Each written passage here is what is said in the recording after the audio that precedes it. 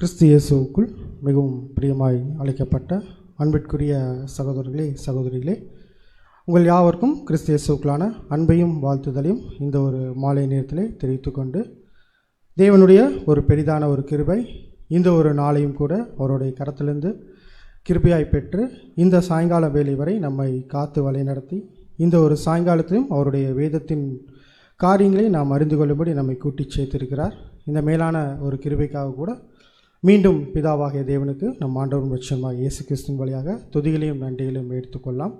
இன்றைய நாளிலும் நாம் பார்க்க இருக்கின்ற ஒரு பாடத்தோட தலைப்பு பரத்துக்குரியவர்களை நேசிக்கும்படி நம் சிந்தையை பயிற்றுவித்தல். அது இங்கிலீஷில் பார்க்கணும்னா ட்ரைனிங் அ அஃபெக்ஷன் ஹெவன் வேர்ட்ஸ் அப்படிங்கிற ஒரு தலைப்பின் கீழே நம்ம ஒரு சில நேரம் பாடத்தை தியானிக்கலாம்.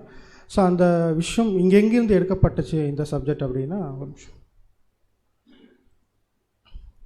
நம்முடைய மூத்த சகோதரர் சார்லஸ் தேஸ் ரசல் அவர்கள் எழுதின ரீப்ரின்ஸ் நம்பர் 5905 அந்த ஒரு தொகுப்புலேருந்து இந்த பாடம் எடுக்கப்பட்டுச்சு.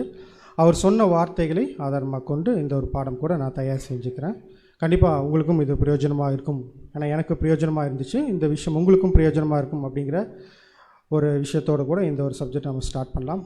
என்ன ஒரு விஷயம் பரத்துக்குரியவைகளை நேசிக்கும்படி நம்ம எப்படி இந்த சிந்தையை பயிற்றுவிக்கிறது அப்படின்னா, இப்போ நம்ம எல்லாருமே பார்த்திங்கன்னா புது சிருஷ்டிகள் அப்படிங்கிற ஒரு சிந்தையை எப்போ வாங்கியிருக்கோன்னா, நம்ம ஞானஸ்தானத்தில் வாங்கியிருக்கோம்.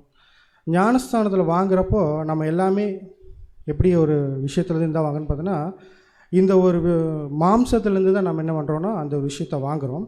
வாங்கினவங்க உடனே அடுத்த ஸ்டேஜே நம்ம மாற்றிட முடியுமானா கண்டிப்பாக என்ன பண்ண முடியாதுன்னா மாற்ற முடியாது. நம்ம எப்படி பண்ணுறோன்னா, நமக்கு தெரியும் டிரான்ஸ்ஃபர்மேஷன் அப்படின்னு ஒரு விஷயம் நம்ம மூத்த சகோதரர் பவுல் அவர்கள் சொல்லியிருக்கிறாங்க. அந்த டிரான்ஸ்ஃபர்மேஷனில் நம்ம ஒவ்வொரு நாளும் என்ன பண்ணிட்டுருக்கோன்னு பார்த்தீங்கன்னா, சத்திய வசனங்களை கேட்டு நாமளே பார்த்தீங்கன்னா தேவனோட எக்ஸ்பெக்டேஷன்ஸ் என்ன அப்படிங்கிறதெல்லாம் புரிஞ்சுக்கிட்டு நம்மளை என்ன பண்ணிகிட்டு இருக்கிறோன்னு பார்த்தீங்கன்னா சீர்படுத்தி அதற்கு நேராக நம்ம என்ன பண்ணிகிட்டு இருக்கிறோன்னா ஓடிட்டுருக்கிறோம். இப்படி ஓட நம்ம எல்லா நேரங்களையும் நம்முடைய சிந்தைகள் மாம்ச சிந்தை இல்லாமல் ஆவியின் சிந்தைகளே இருக்கா அப்படின்னா கண்டிப்பாக நம்ம என்ன சொல்லலாம், இருக்கிறதுக்கு வாய்ப்பு கம்மி தான். இருக்கணும், ஆனால் இருக்கிறதுக்கு வாய்ப்பு கம்மி. ஏன்னா நம்ம எப்படி தான் இருக்கிறோன்னு பார்த்தீங்கன்னா மாம்சத்தில் இருந்து தான் அந்த விஷயத்தை என்ன பண்ணிட்டு இருக்கிறோன்னா செஞ்சுட்ருக்குறோம்.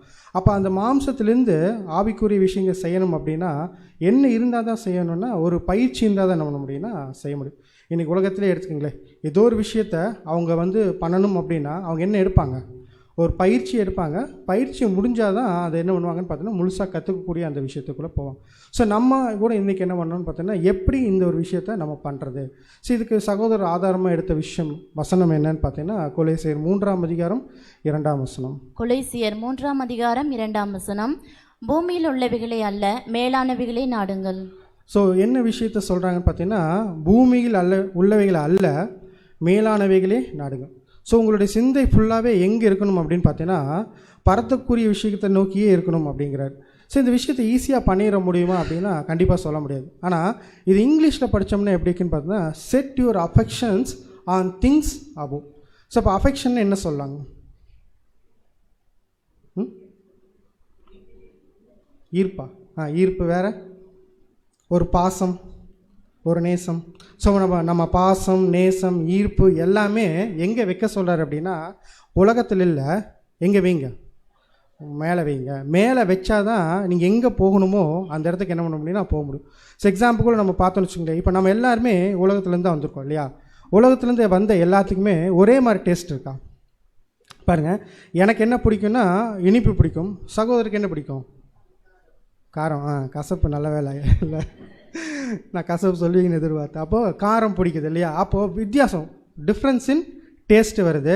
அப்போ டிஃப்ரென்ஸ் இன் ஒப்பீனியன் இருக்குது. எல்லாமே எப்படி இருக்குன்னு பார்த்தா டிஃப்ரெண்ட்டாக இருக்குது. ஆனால் நம்ம போய் சேர்கிற இடத்துல டிஃப்ரென்ஸ் இருக்கலாமா?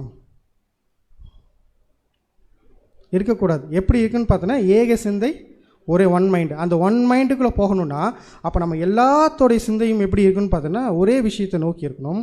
அப்போ அந்த ஒரே விஷயத்தை நோக்கி இருந்தால் தான் என்ன பண்ண முடியும்னா கர்த்தருடைய சரீரத்தில் நம்ம என்னவா பண்ண முடியும், ஒரு அங்கமாக நம்ம மாற முடியும் அப்படிங்கிற ஒரு விஷயத்தை கூட போகணும். அப்போ அந்த விஷயத்தை அந்த ஒரு அஃபெக்ஷன் அப்படிங்கிறத எந்த அளவுக்கு வைக்கணும், ஒரு அளவுக்கு மேலே போயிடுச்சுன்னா அது என்னவா மாறிடும் அப்படிங்கிறன்னா சகோதரர், அது விக்கிர ஆராதனையாக மாறிடும். ஒரு அஃபெக்ஷன் கூட ஒருத்தர் மேலே வைக்கிறது, ஒரு ஒரு பொருள் மேலே வைக்கிறத சரியான அளவு வச்சிங்கன்னா அது எப்படி இருக்குன்னு பார்த்தீங்கன்னா அஃபெக்ஷனாக இருக்கும். அது ஒரு லெவலுக்கு மேலே போயிடுச்சு அப்படின்னா அது என்ன சொல்கிறேன்னு பார்த்தீங்கன்னா விக்கிரக ஆராதனைக்குள்ளே போயிடும்னு.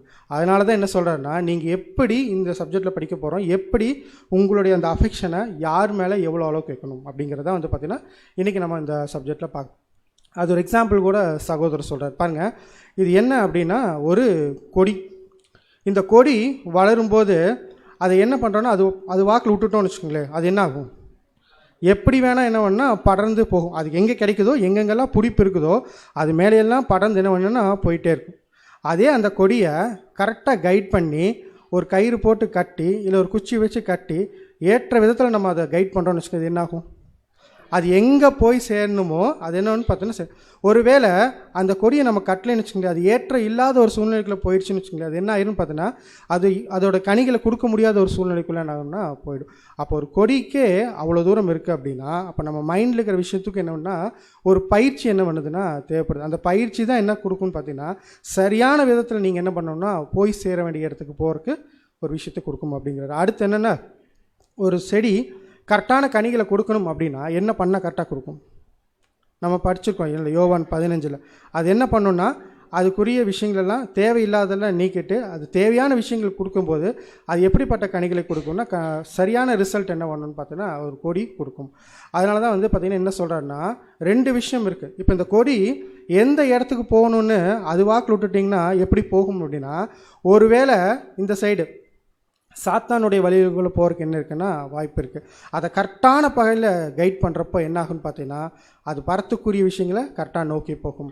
ஏன்னா சாத்தான் எங்கே பேட்ச் ஹோல் வச்சுருக்கான்னு என்ன பண்ண தெரியும், யாராலையும் கண்டுபிடிக்க முடியும். அப்போ அந்த கைடன்ஸ் என்ன பண்ணணுன்னா ஒரு தேவைப்படுது. அந்த தேவையான கைடன்ஸை கரெக்டாக எடுத்துகிட்டு அந்த செடி எப்படி பறந்து போகுதோ அது மாதிரி நம்மளுடைய அஃபெக்ஷன்ஸும் கரெக்டான விஷயத்தில் போச்சு அப்படின்னா கண்டிப்பாக சொல்லலாம் அது பரத்துக்குரிய சிந்தைக்குள்ளே என்ன ஆகுன்னு பார்த்தா நம்மளை வழி நடத்தும். அப்படிங்கிறத வந்து பார்த்தா சகோதரர் ஒரு இன்ட்ரடக்ஷன் கொடுத்துருக்குறாரு. இதுக்கு அடுத்த விஷயத்தை எப்படி எழுதுகிறாரு பார்த்தீங்கன்னா, பல்வேறு உலகப் பொருட்கள் மீதான என்ன சொல்கிறது ஈர்ப்பு அப்படிங்கிறது. சரி, இப்போ இந்த ஈர்ப்புங்கிற விஷயம் சரியானதா இல்லை தவறானதா அப்படின்னு ஒரு கேள்வி நம்மளை கேட்குறோம்.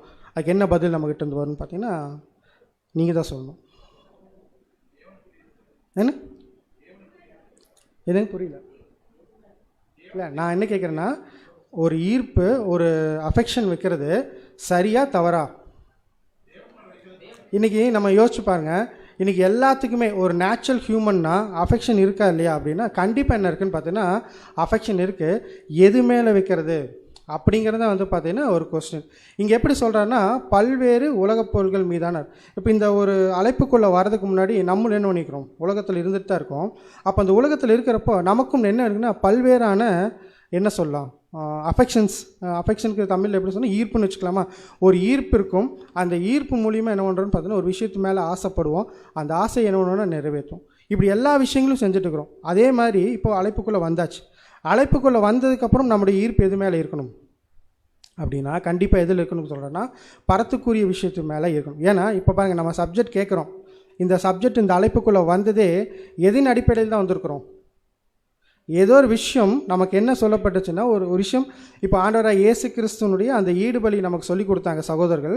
சொல்லி கொடுக்குறப்ப நமக்கு என்ன ஆச்சுன்னு பார்த்தீங்கன்னா இப்படிப்பட்ட ஒரு விஷயம் கண்டிப்பாக என்னென்ன தெரிஞ்சுக்கணுங்கிற ஒரு ஆர்வம், அந்த ஒரு ஈர்ப்பு தான் என்ன வந்துச்சுன்னு பார்த்தீங்கன்னா நம்மளை இந்த சத்தியத்துக்குள்ளே கூப்பிட்டு வந்து உட்கார வச்சுருக்கு. ஸோ அப்போ இந்த ஈர்ப்பை கடைசி வரைக்கும் நம்ம எப்படி வச்சுக்கணும்னு பார்த்தீங்கன்னா இதன் மேலேயே வச்சுருக்கிறோமா அப்படிங்கிற ஒரு கொஸ்டின் கூட நம்ம வச்சுக்கலாம். அதே மாதிரி இந்த ஈர்ப்பை தொடர்ந்து அடுத்து எந்த விஷயத்தில் கொண்டு போகணும், எப்படி அந்த செடி பறந்து போகுதோ அது மாதிரி நம்மளும் அதை சரியான விதத்தில் என்ன பண்ணணும்னா கைட் பண்ணணும் அப்படிங்கிறதான் வந்து பார்த்தீங்கன்னா சகோதரர் சொல்லிக்கிறது. இப்போது அடுத்த ஒரு எக்ஸாம்பிள் என்ன சொல்கிறேன்னு பார்த்தீங்கன்னா இன்றைக்கும் உலகத்தில் இருக்கிறவங்களுக்கு எல்லாத்துக்கும் என்ன பிடிக்கும் அப்படின்னா பாருங்கள், ஒரு நாய் வளர்க்குறது அவங்களுக்கு என்ன இருக்குன்னு பார்த்தீங்கன்னா ஒரு என்னவாக இருக்கும் அஃபெக்ஷன். ஓகே, அது என்னன்னு சொல்லுவோம் ஹாபி, கரெக்டான வேர்டு ஹாபி. அப்போ நாய் வளர்க்குறது என்னன்னு பார்த்தீங்கன்னா ஹாபி. அந்த நாய் வளர்க்குறப்ப சும்மா பண்ண முடியுமா, நாய் வளர்த்துறத பண்ண முடியாது இல்லையா. அதுக்கு ஏற்ற வேலையில் என்ன கொடுக்கணும், உணவு கொடுக்கணும், அதை கரெக்டாக பராமரிக்கணும், அதை குளிக்க வைக்கணும். எல்லா விதத்துலையும் ஒரு குழந்தை எப்படி பராமரிக்கிறாங்களோ அது மாதிரி என்ன பராமரிக்கணும்னா ஒரு நாய்க்குட்டியை பராமரிக்கணும். இப்போ இந்த ஒரு அழைப்புக்குள்ளே வந்தாச்சு. இப்போ இந்த அழைப்புக்குள்ளே வந்ததுக்கப்புறம் இந்த மாதிரி ஒரு நாய்க்கு எவ்வளோ நேரம் ஸ்பெண்ட் பண்ணுவோம், இப்போ இந்த விஷயம் எனக்குள்ளே இருக்குது அப்படின்னா நான் எவ்வளோ நேரம் ஸ்பெண்ட் பண்ணுவேன்?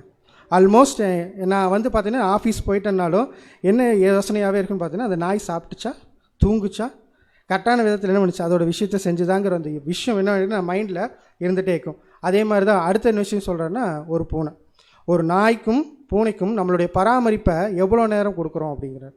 அதே மாதிரி ஒரு சிலருக்கு என்ன ஆகுன்னு பார்த்தீங்கன்னா, பூக்கள் மேலே என்ன ஆகும், ஒரு ஆசை இருக்கும். அப்போ ஒவ்வொரு விஷயத்து மேலேயும் அவங்களுக்கு என்ன இருக்குன்னு பார்த்தீங்கன்னா, அந்த ஒரு ஆர்வம், அந்த அஃபெக்ஷன் வந்து என்ன பண்ணுவாங்க, அதுக்கு ஒரு டைம் ஸ்பெண்ட் பண்ணுவாங்க, அதுக்கான இம்பார்ட்டன்ஸ் கொடுப்பாங்க. அந்த இம்பார்ட்டன்ஸ் எல்லாம் கொடுத்து என்ன பண்ணுவாங்களாமா, அதை சரியான விதத்தில் பராமரிக்கணும்னு நினைப்பாங்க. இப்போ நம்மளுடைய லைஃப்பில் நம்ம நல்லா புரிஞ்சுக்கலாம். நம்ம இதுக்கு முன்னாடி இந்த அழைப்புக்குள்ளே வரதுக்கு முன்னாடி இப்படி இருந்தோம், ஓகே. இப்போ வந்ததுக்கப்புறம் நம்மளோட டைமை எங்கே ஸ்பெண்ட் பண்ணணும், எங்கே ஸ்பெண்ட் பண்ணணும்னு பார்த்தீங்கன்னா, இங்கே எக்லீஷியாலையும் அதே மாதிரி தேவனை அறிஞ்சு கொள்றதுலையும் அதே மாதிரி தேவனை புரிஞ்சு கொள்கிற இந்த வசனங்களில் வந்து என்ன பண்ணணும்னா ஸ்பெண்ட் பண்ணணும். ஆனால் இந்த எக்ஸ்பென்ஸ், அதாவது எப்படி சொல்லணும்னா, ஹைலி வேல்யூபிள் டைமை நீங்கள் கொண்டு அங்கே கொடுக்குறீங்க அப்படின்னா, நீங்கள் யோசிச்சு பாருங்கள், நீங்கள் கான்செக்ரேட்டட் லைஃபுக்கு சரியான விதத்தில் நீங்கள் என்ன பண்ணிட்டுக்கிறீங்க, நடந்துட்டுக்கிறீங்களா அப்படிங்கிறது. அப்போ இன்றைக்கி அதாவது இப்போ இந்த சொன்ன இல்லையா, நாய், பூனை, ஃப்ளவர்ஸு, இது மாதிரி நமக்கு என்னென்ன விஷயம் பிடிக்குதோ அதை நான் நீங்கள் என்ன பண்ணிக்கங்க, அப்ளை பண்ணி. எனக்கு ஒரு விஷயம் பிடிக்கும், நான் அப்ளை பண்ணேன். எக்ஸாம்பிள் வந்து பார்த்தீங்கன்னா, ஒருத்தருக்கு கிரிக்கெட் பார்க்குறது பிடிக்கும், ஒருத்தருக்கு என்ன ஆகுன்னா ஃபுட்பால் பார்க்குறது பிடிக்கும். இது எல்லா விஷயத்தையும் அவங்க என்ன பண்ணுறாங்கன்னா, தன்னுடைய லைஃப்பில் ஒரு டைம் என்ன பண்ணுறாங்கன்னு பார்த்தீங்கன்னா ஸ்பெண்ட் பண்ணுறாங்க. ஸ்பெண்ட் பண்ணி பார்த்துட்டு அதனால் என்ன பண்ணுறாங்கன்னு பார்த்தீங்கன்னா, அவருக்கு என்ன இருக்குது, ஒரு அஃபெக்ஷன். இப்போ கிரிக்கெட் பார்க்கணுன்னு என்ன ஒரு அஃபெக்ஷன், அது பார்த்தா நல்லாயிருக்கு. அந்த அஃபெக்ஷனை என்ன பண்ணுறாங்கன்னா வச்சுக்கிட்டு அதுக்காக என்ன பண்ணிட்டு இருக்கிறாங்க, டைம் ஸ்பெண்ட் இருக்கிறாங்க. அதுக்காக டைம் ஸ்பெண்ட் பண்ணுற பதிலாக அப்படியே ஆப்போசிட்டில் யோசிப்பாங்க. இப்போ நம்மளுடைய அழைப்பை நல்லா புரிஞ்சுக்கிட்டோம்னா நம்ம என்ன பண்ண மாட்டோம், அதுக்கான டைமை ஸ்பெண்ட் பண்ண மாட்டோம் அப்படிங்கிறது. அதுக்கு தான் ஒரு வசனம் சொல்கிறாங்க, ரோமர் 8:5-6 ரோமர் 8:5 மற்றும் 6 அன்றியும் மாம்சத்தின்படி நடக்கிறவர்கள் மாம்சத்துக்குரியவர்களை சிந்திக்கிறார்கள், ஆவியின்படி நடக்கிறவர்கள் ஆவிக்குரியவர்களை சிந்திக்கிறார்கள். 6 மாம்ச சிந்தை மரணம், ஆவியின் சிந்தையோ ஜீவனும் சமாதானமாம். கிளியராக சொல்கிறார். என்னென்னா 2 மைண்ட் இருக்குது, ஒன்று மாம்ச சிந்தை, இன்னொன்று ஆவியின் சிந்தை. இப்போ நம்ம பார்த்த விஷயங்கள் எல்லாமே எதுக்குள்ளே தான் இருக்குதுன்னு பார்த்தீங்கன்னா மாம்ச சிந்தைக்குள்ளே தான் இருக்குது. இது எல்லாமே ஒரு நாள் என்ன ஆகுன்னு பார்த்தீங்கன்னா ஒரு எண்டுக்கு கொண்டு வந்து விட்டுரும். ஆனால் தேவன் நம்மளை அழைச்சதோட நோக்கம் அப்படின்னா இந்த எண்டுக்குள்ளே இல்லை, நமக்கு ஒரு மேலான ஒரு விஷயத்தை கொடுத்து என்ன பண்ணிக்கான்னு பார்த்தோன்னா இந்த ஒரு அழைப்புக்குள்ளே கூட்டிகிட்டு வந்துருக்காரு. இந்த அழைப்புக்குள்ளே கூட்டிகிட்டு வந்து அந்த விஷயத்தை நீங்கள் என்ன பண்ணுங்கன்னா சரியாக செஞ்சிங்கன்னா உங்களுக்கு ஒரு ப்ரைஸ் கொடுக்குறேன்னு சொல்லி என்ன பண்ணிக்கான்னு பார்த்தோன்னா கன்ஃபார்மும் பண்ணிக்கிறார். இப்படி ஒரு ஓட்டத்துக்குள்ளே வந்துட்டு திரும்பியும் நம்ம அந்த மாதிரியான ஒரு காரியங்களை நம்ம பண்ணக்கூடாதுன்னு இல்லை. எப்படின்னா எந்த அளவுக்கு நம்ம அதுக்கு இம்பார்ட்டன்ஸ் கொடுக்குறோங்க இருக்குது. இப்போ நாய் வளர்த்துறது எப்படின்னா, நாய் வளர்த்துட்டு வீட்டில் அதுக்கு பராமரிப்பிற்காக அதிகமான டைம் என்ன பண்ணிடக்கூடாது, ஸ்பெண்ட் பண்ணிடக்கூடாது.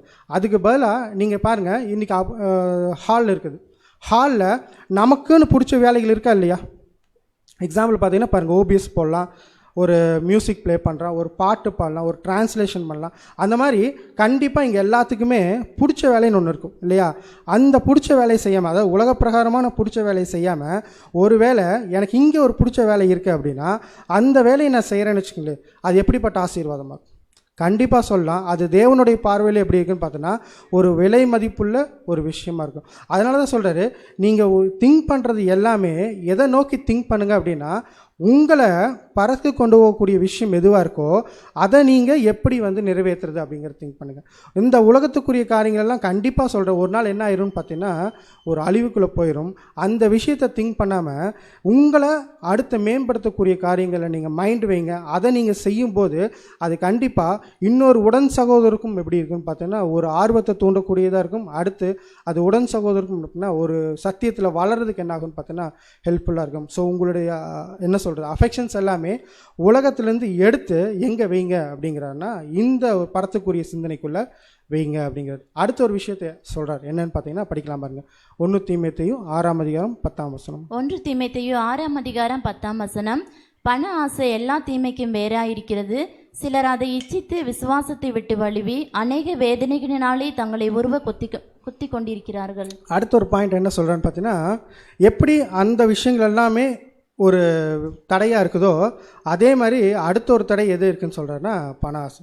இப்போ இன்றைக்கி இந்த உலகத்துலேயே வந்து பார்த்திங்கன்னா பணங்கிறது வந்து எல்லாத்துக்கும் எப்படி தேவையான ஒன்றா தேவையில்லாத ஒன்றுனா கண்டிப்பாக எல்லாத்துக்கும் என்ன ஒன்று பணம் தேவை. அது எந்த அளவுக்கு? பணத்து மேலே ஆசைங்கிறதுக்கு வேண்டாம். இது இங்கிலீஷில் படிச்சிங்கன்னா அப்படி தான் அஃபெக்ஷன். அந்த அஃபெக்ஷன் நீங்கள் பணத்து மேலே வைக்காதீங்க. அந்த பணத்து மேலே நீங்கள் அஃபெக்ஷன் வைக்கிறப்போ அதை ஏன் நீங்கள் நோக்கி என்ன பண்ணுவீங்கன்னா ஓடிட்டு. இப்போ இன்றைக்கி நம்ம உலகத்துலேயே எடுத்துக்கலாம். ஒருத்தருக்கு வந்து நீங்கள் ஒரு அஃபெக்ஷன், அதாவது ஆம்பிஷன் என்னன்னு கேட்டால் கூட அவங்க என்ன சொல்லுவாங்கன்னா, ஒரு பில்லியனர் ஆகிறது தான் என்ன பண்ணணும் என்னோட ஆம்பிஷன் அப்படிம்பாங்க. இப்போ நம்ம அப்படியே கம்பேர் பண்ணலாம். நம்மளோட ஆம்பிஷன் என்ன? நம்மளோட ஆம்பிஷன் சபையாக மாறணும். அப்படின்னா அந்த சபை ஓட்டத்தில் ஓடுறப்போ எந்த விதத்திலும் இந்த பண ஆசை என்ன பண்ணிடக்கூடாதுன்னு பார்த்தோன்னா ஒரு தடையாக வந்துடக்கூடாது. எப்போ தடையாக வரும் அப்படின்னா ஒரு லிமிட்டுக்கு மேலே நம்ம என்ன பண்ணணும் சேர்க்கணும்னு நினைக்கிறப்ப தான் வந்து பார்த்திங்கன்னா அது தடையாக மாறும். அந்த மாதிரி உங்களுடைய பரத்துக்குரிய நோக்கத்தை நீங்கள் ஓடிட்டு இருக்கிறப்போ அந்த விஷயத்தை நீங்கள் என்ன பண்ணுங்கன்னா ஒரு லிமிட்டுக்குள்ளே வைங்க. உண்ணவும் உடுக்கவும் உங்களுக்கு தேவையாக இருந்துச்சா போதும்னு நினைங்க. அந்த மாதிரி ஒரு மைண்ட் செட்டோடு நீங்கள் ஓடும்போது கண்டிப்பாக சொல்லலாம் நீங்கள் என்ன பண்ண மாட்டீங்கன்னா பணத்தை நோக்கி என்ன பண்ண மாட்டீங்கன்னா ஓட மாட்டீங்க அப்படிங்கிறது. அதுக்கு தான் வந்து பார்த்திங்கன்னா ஒரு எக்ஸாம்பிள் கூட கொடுத்துருக்காரு. இதென்ன ரிச் ஃபூல். இந்த ஒரு உவமையில் கூட என்ன பார்க்கணுன்னு பார்த்தீங்கன்னா ஒரு மனுஷன் என்ன நினைப்பானாமா, நான் என்ன பண்ணுறேன்னு பார்த்தீங்கன்னா எனக்கு விளைச்சல் ஜாஸ்தியாக இருக்குது, நான் என்ன பண்ணுறேன்னு என்னோடய தானிய கலைஞ்சத்தை ஃபுல்லாக இடிச்சிட்டு இன்னும் பெருசாக என்ன பண்ணுறேன் கட்டி நான் இன்னும் ஜாஸ்தியாக தானியங்களை சேர்த்து வச்சிட்டா எனக்கு என்ன ஆகும்னு பார்த்தீங்கன்னா பிற்காலத்துக்கு என்ன ஆகும் ரொம்ப யூஸ்ஃபுல்லாக இருக்கும் அப்படின்பா. ஆனால் தேவன் சொல்வார் என்னென்னா இன்றைக்கி சாயந்தரம் நீ என்ன பண்ணுவேன் உயிரோடு இருக்க மாட்டோம். அதே மாதிரி தான் இப்போ நம்ம இன்றைக்கி உலகத்தில் வாழ்ந்துட்டு இருக்கிறது எவ்வளோ ஒரு மேன்மையான ஒரு நிலைமைக்குள்ளே போகிறதுக்காக வாழ்ந்துட்டு இருக்கிறோம். அப்போ அந்த பணம்ங்கிறது என்றைக்குமே என்ன ஆகுதுன்னு பார்த்தீங்கன்னா ஒரு நாள் கண்டிப்பாக என்ன ஆகும். பணத்தை வச்சு என்ன பண்ண முடியாதுன்னா பணத்துக்குரிய விஷயத்தை நம்ம பண்ண முடியாது, வாங்க முடியாது. அதனால் அந்த பண ஆசை கூட உங்களுக்கு என்ன பண்ணக்கூடாதுன்னா இருக்கக்கூடாது அப்படின்னு. அப்போ நம்ம பணம் வேண்டாமா அப்படின்னா என்ன ஒரு விஷயம் சொல்கிறான்னு பார்த்தீங்கன்னா ஒரு பேலன்ஸ்டு லைஃப் பாருங்கள். இன்றைக்கி உலகத்திலே பாருங்கள், போய் ஒரு ஆஃபீஸில் ஒருத்தர்கிட்ட கேட்டிங்கன்னு வச்சுக்கோங்களேன், அவர் என்ன சொல்லுவார்னு பார்த்தீங்கன்னா 8 மணி நேரம் வேலை செய்வார். 8 மணி நேரத்துக்கு அப்புறம் அவர் என்ன பண்ணிடுவார்னா கரெக்டாக வீட்டுக்கு போயிடுவார். வீட்டுக்கு போயிட்டு என்ன சொல்லுவார்னா நான் என்ன பண்ணணும் என்னோடய ஃபேமிலி கூட என்ன பண்ணணும்னு பார்த்தீங்கன்னா டைம் ஸ்பெண்ட் பண்ணணும் பார். அதுக்கு என்ன சொல்லுவார்னா நான் என் லைஃப் எப்படியே மெயின்டைன் பண்ணுறேன்னா ஒரு பேலன்ஸ்டு லைஃபாக மெயின்டைன் பண்ணுறேன். ஏன் பேலன்ஸ்டு லைஃப்னு சொல்கிறேன்னா எனக்கு 8 மணி நேரம் ஆஃபீஸில் ஒர்க் பண்ணால் போதும், அதுக்கான சம்பளம் கொடுக்குறாங்க. அடுத்த 8 மணி நேரம் என்ன பண்ண போகிறேன்னு பார்த்தீங்கன்னா என் ஃபேமிலிக்காக. 8 மணி நேரங்கிறது நீங்கள் யோசிச்சுக்கோங்க, 6 மணி நேரம் வச்சுக்கலாமா. 6 மணி நேரம் என்ன பண்ண போகிறேன்னு பார்த்தீங்கன்னா என் ஃபேமிலி கூட ஸ்பெண்ட் பண்ணுறேன். மிகப்பெரிய ஒரு கம்பெனி ஓனர்ஸ் கூட ரத்தன் டாட்டா கூட சொல்லியிருக்கிறார் இல்லையா, பேலன்ஸ்டு லைஃப் தான் வந்து பார்த்திங்கன்னா ஒரு மனுஷனுக்கு ரொம்ப முக்கியம் அப்படி. அப்போ பேலன்ஸ்டு லைஃபு உலகத்தில் இருக்கிறவங்களே என்ன பண்ணுறாங்கன்னு பார்த்தீங்கன்னா 8 மணி நேரம் நான் வேலை செஞ்சால் போதும், மிச்ச டைம் நான் எங்கே ஸ்பெண்ட் பண்ணுங்கிறாங்க, உலகத்தில் வந்து வெளியே வந்து என் ஃபேமிலி கூட ஸ்பெண்ட் பண்ணுங்கிறாங்க. இப்போ நமக்கு அப்படியே யோசிச்சு பாருங்க. அப்படியே யோசிச்சு பார்த்தோம்னா நம்மளும் என்ன பண்ணால் போதுன்னா 8 மணி நேரம் நம்மளுடைய வேலைகளை செஞ்சால் போதும், மிச்ச டைம் எங்கே கொண்டு வந்து ஸ்பெண்ட் பண்ணலாம், இங்கே கொண்டு வந்து ஸ்பெண்ட் பண்ணணும். அப்படிங்கிறதான் வந்து பார்த்திங்கன்னா நம்ம இப்போ இதுதான் எப்படி இருக்குன்னு பார்த்தீங்கன்னா ஒரு பேலன்ஸ்டு ஸ்பிரிச்சுவல் லைஃபாக கூட இருக்கும். கரெக்டான டைமை உலகத்துக்கு கொடுக்குறோம், கரெக்டான டைமை தேவன் நமக்கு இருக்கிற டைமை தேவனுக்கு கொடுத்தா போதும். அது யார் பிரியப்படுவான்னு பார்த்தீங்கன்னா தேவன் பிரியப்படும். அப்போ காசு வேணும் தான், எந்த அளவுக்கு நம்ம சம்பாதிக்கணுமோ சம்பாரிச்சிட்டு மிச்ச டைம் எங்கே கொண்டு வந்து ஸ்பெண்ட் பண்ணலாம் அப்படின்னா இங்கே இந்த எக்லீஷியாவில் ஸ்பெண்ட் பண்ணும்போது அது எதை நோக்கி கூட்டிகிட்டு போகும் அப்படின்னா நம்மளுடைய பரத்துக்குரிய சிந்தையை நோக்கி என்ன பண்ணணும்னா கூட்டிகிட்டு போகும். அப்படிங்கிறத வந்து சகோதரர் எழுதிட்டு அடுத்த ஒரு டாபிக்குள்ளே வரார். என்னென்னா முறையான உறவே தவறான நோக்கத்தை கட்டுப்படுத்தும். ஸோ இந்த ஒரு டைட்டிலை பார்த்தோன்னே எப்படி உங்களுக்கு ஃபீல் ஆகும்னு பார்த்தீங்கன்னா ஒரு ரிலேஷன்ஷிப்பை பற்றி பேச போகிறாரு அப்படின்னா இல்லை. இப்போ நம்ம பார்த்த விஷயமெல்லாம் இருக்கு இல்லைங்களா, இதுக்கு முன்னாடி பார்த்த அஃபெக்ஷன்ஸ் எல்லாமே நமக்கு என்னது பிடிச்சது, நமக்கு பிடிச்சது. எனக்கு பிடிக்குது நாய் வளர்த்துறேன், இல்லை எனக்கு பிடிக்குது பூனை வளர்த்துறேன், எனக்கு பிடிக்குது ஒரு பறவை வளர்த்துறேன், இல்லை எனக்கு பிடிக்குது ஒரு ஃப்ளவர் வளர்த்துறேன்னா எனக்கு பிடிச்ச விஷயத்தை என்ன பண்ணுறேன்னு செய்கிறேன். ஆனால் இங்கே அடுத்து என்ன பார்க்க போகிறோன்னு பார்த்தீங்கன்னா நமக்கு பிடிச்சது இல்லை, தேவன் நமக்கு கொடுக்கறது. எப்படின்னு பார்த்தீங்கன்னா ஒரு ஃபேமிலி. இது யார் கொடுக்குறான்னு பார்த்தீங்கன்னா தேவன் கொடுக்கறது. ஒரு ஃபேமிலி இல்லை வந்து பார்த்தீங்கன்னா ஃப்ரெண்ட்ஸ், இது எல்லாமே யார் நமக்கு கொடுக்குறான்னு பார்த்தீங்கன்னா தேவன் நமக்கு கொடுக்குறாரு.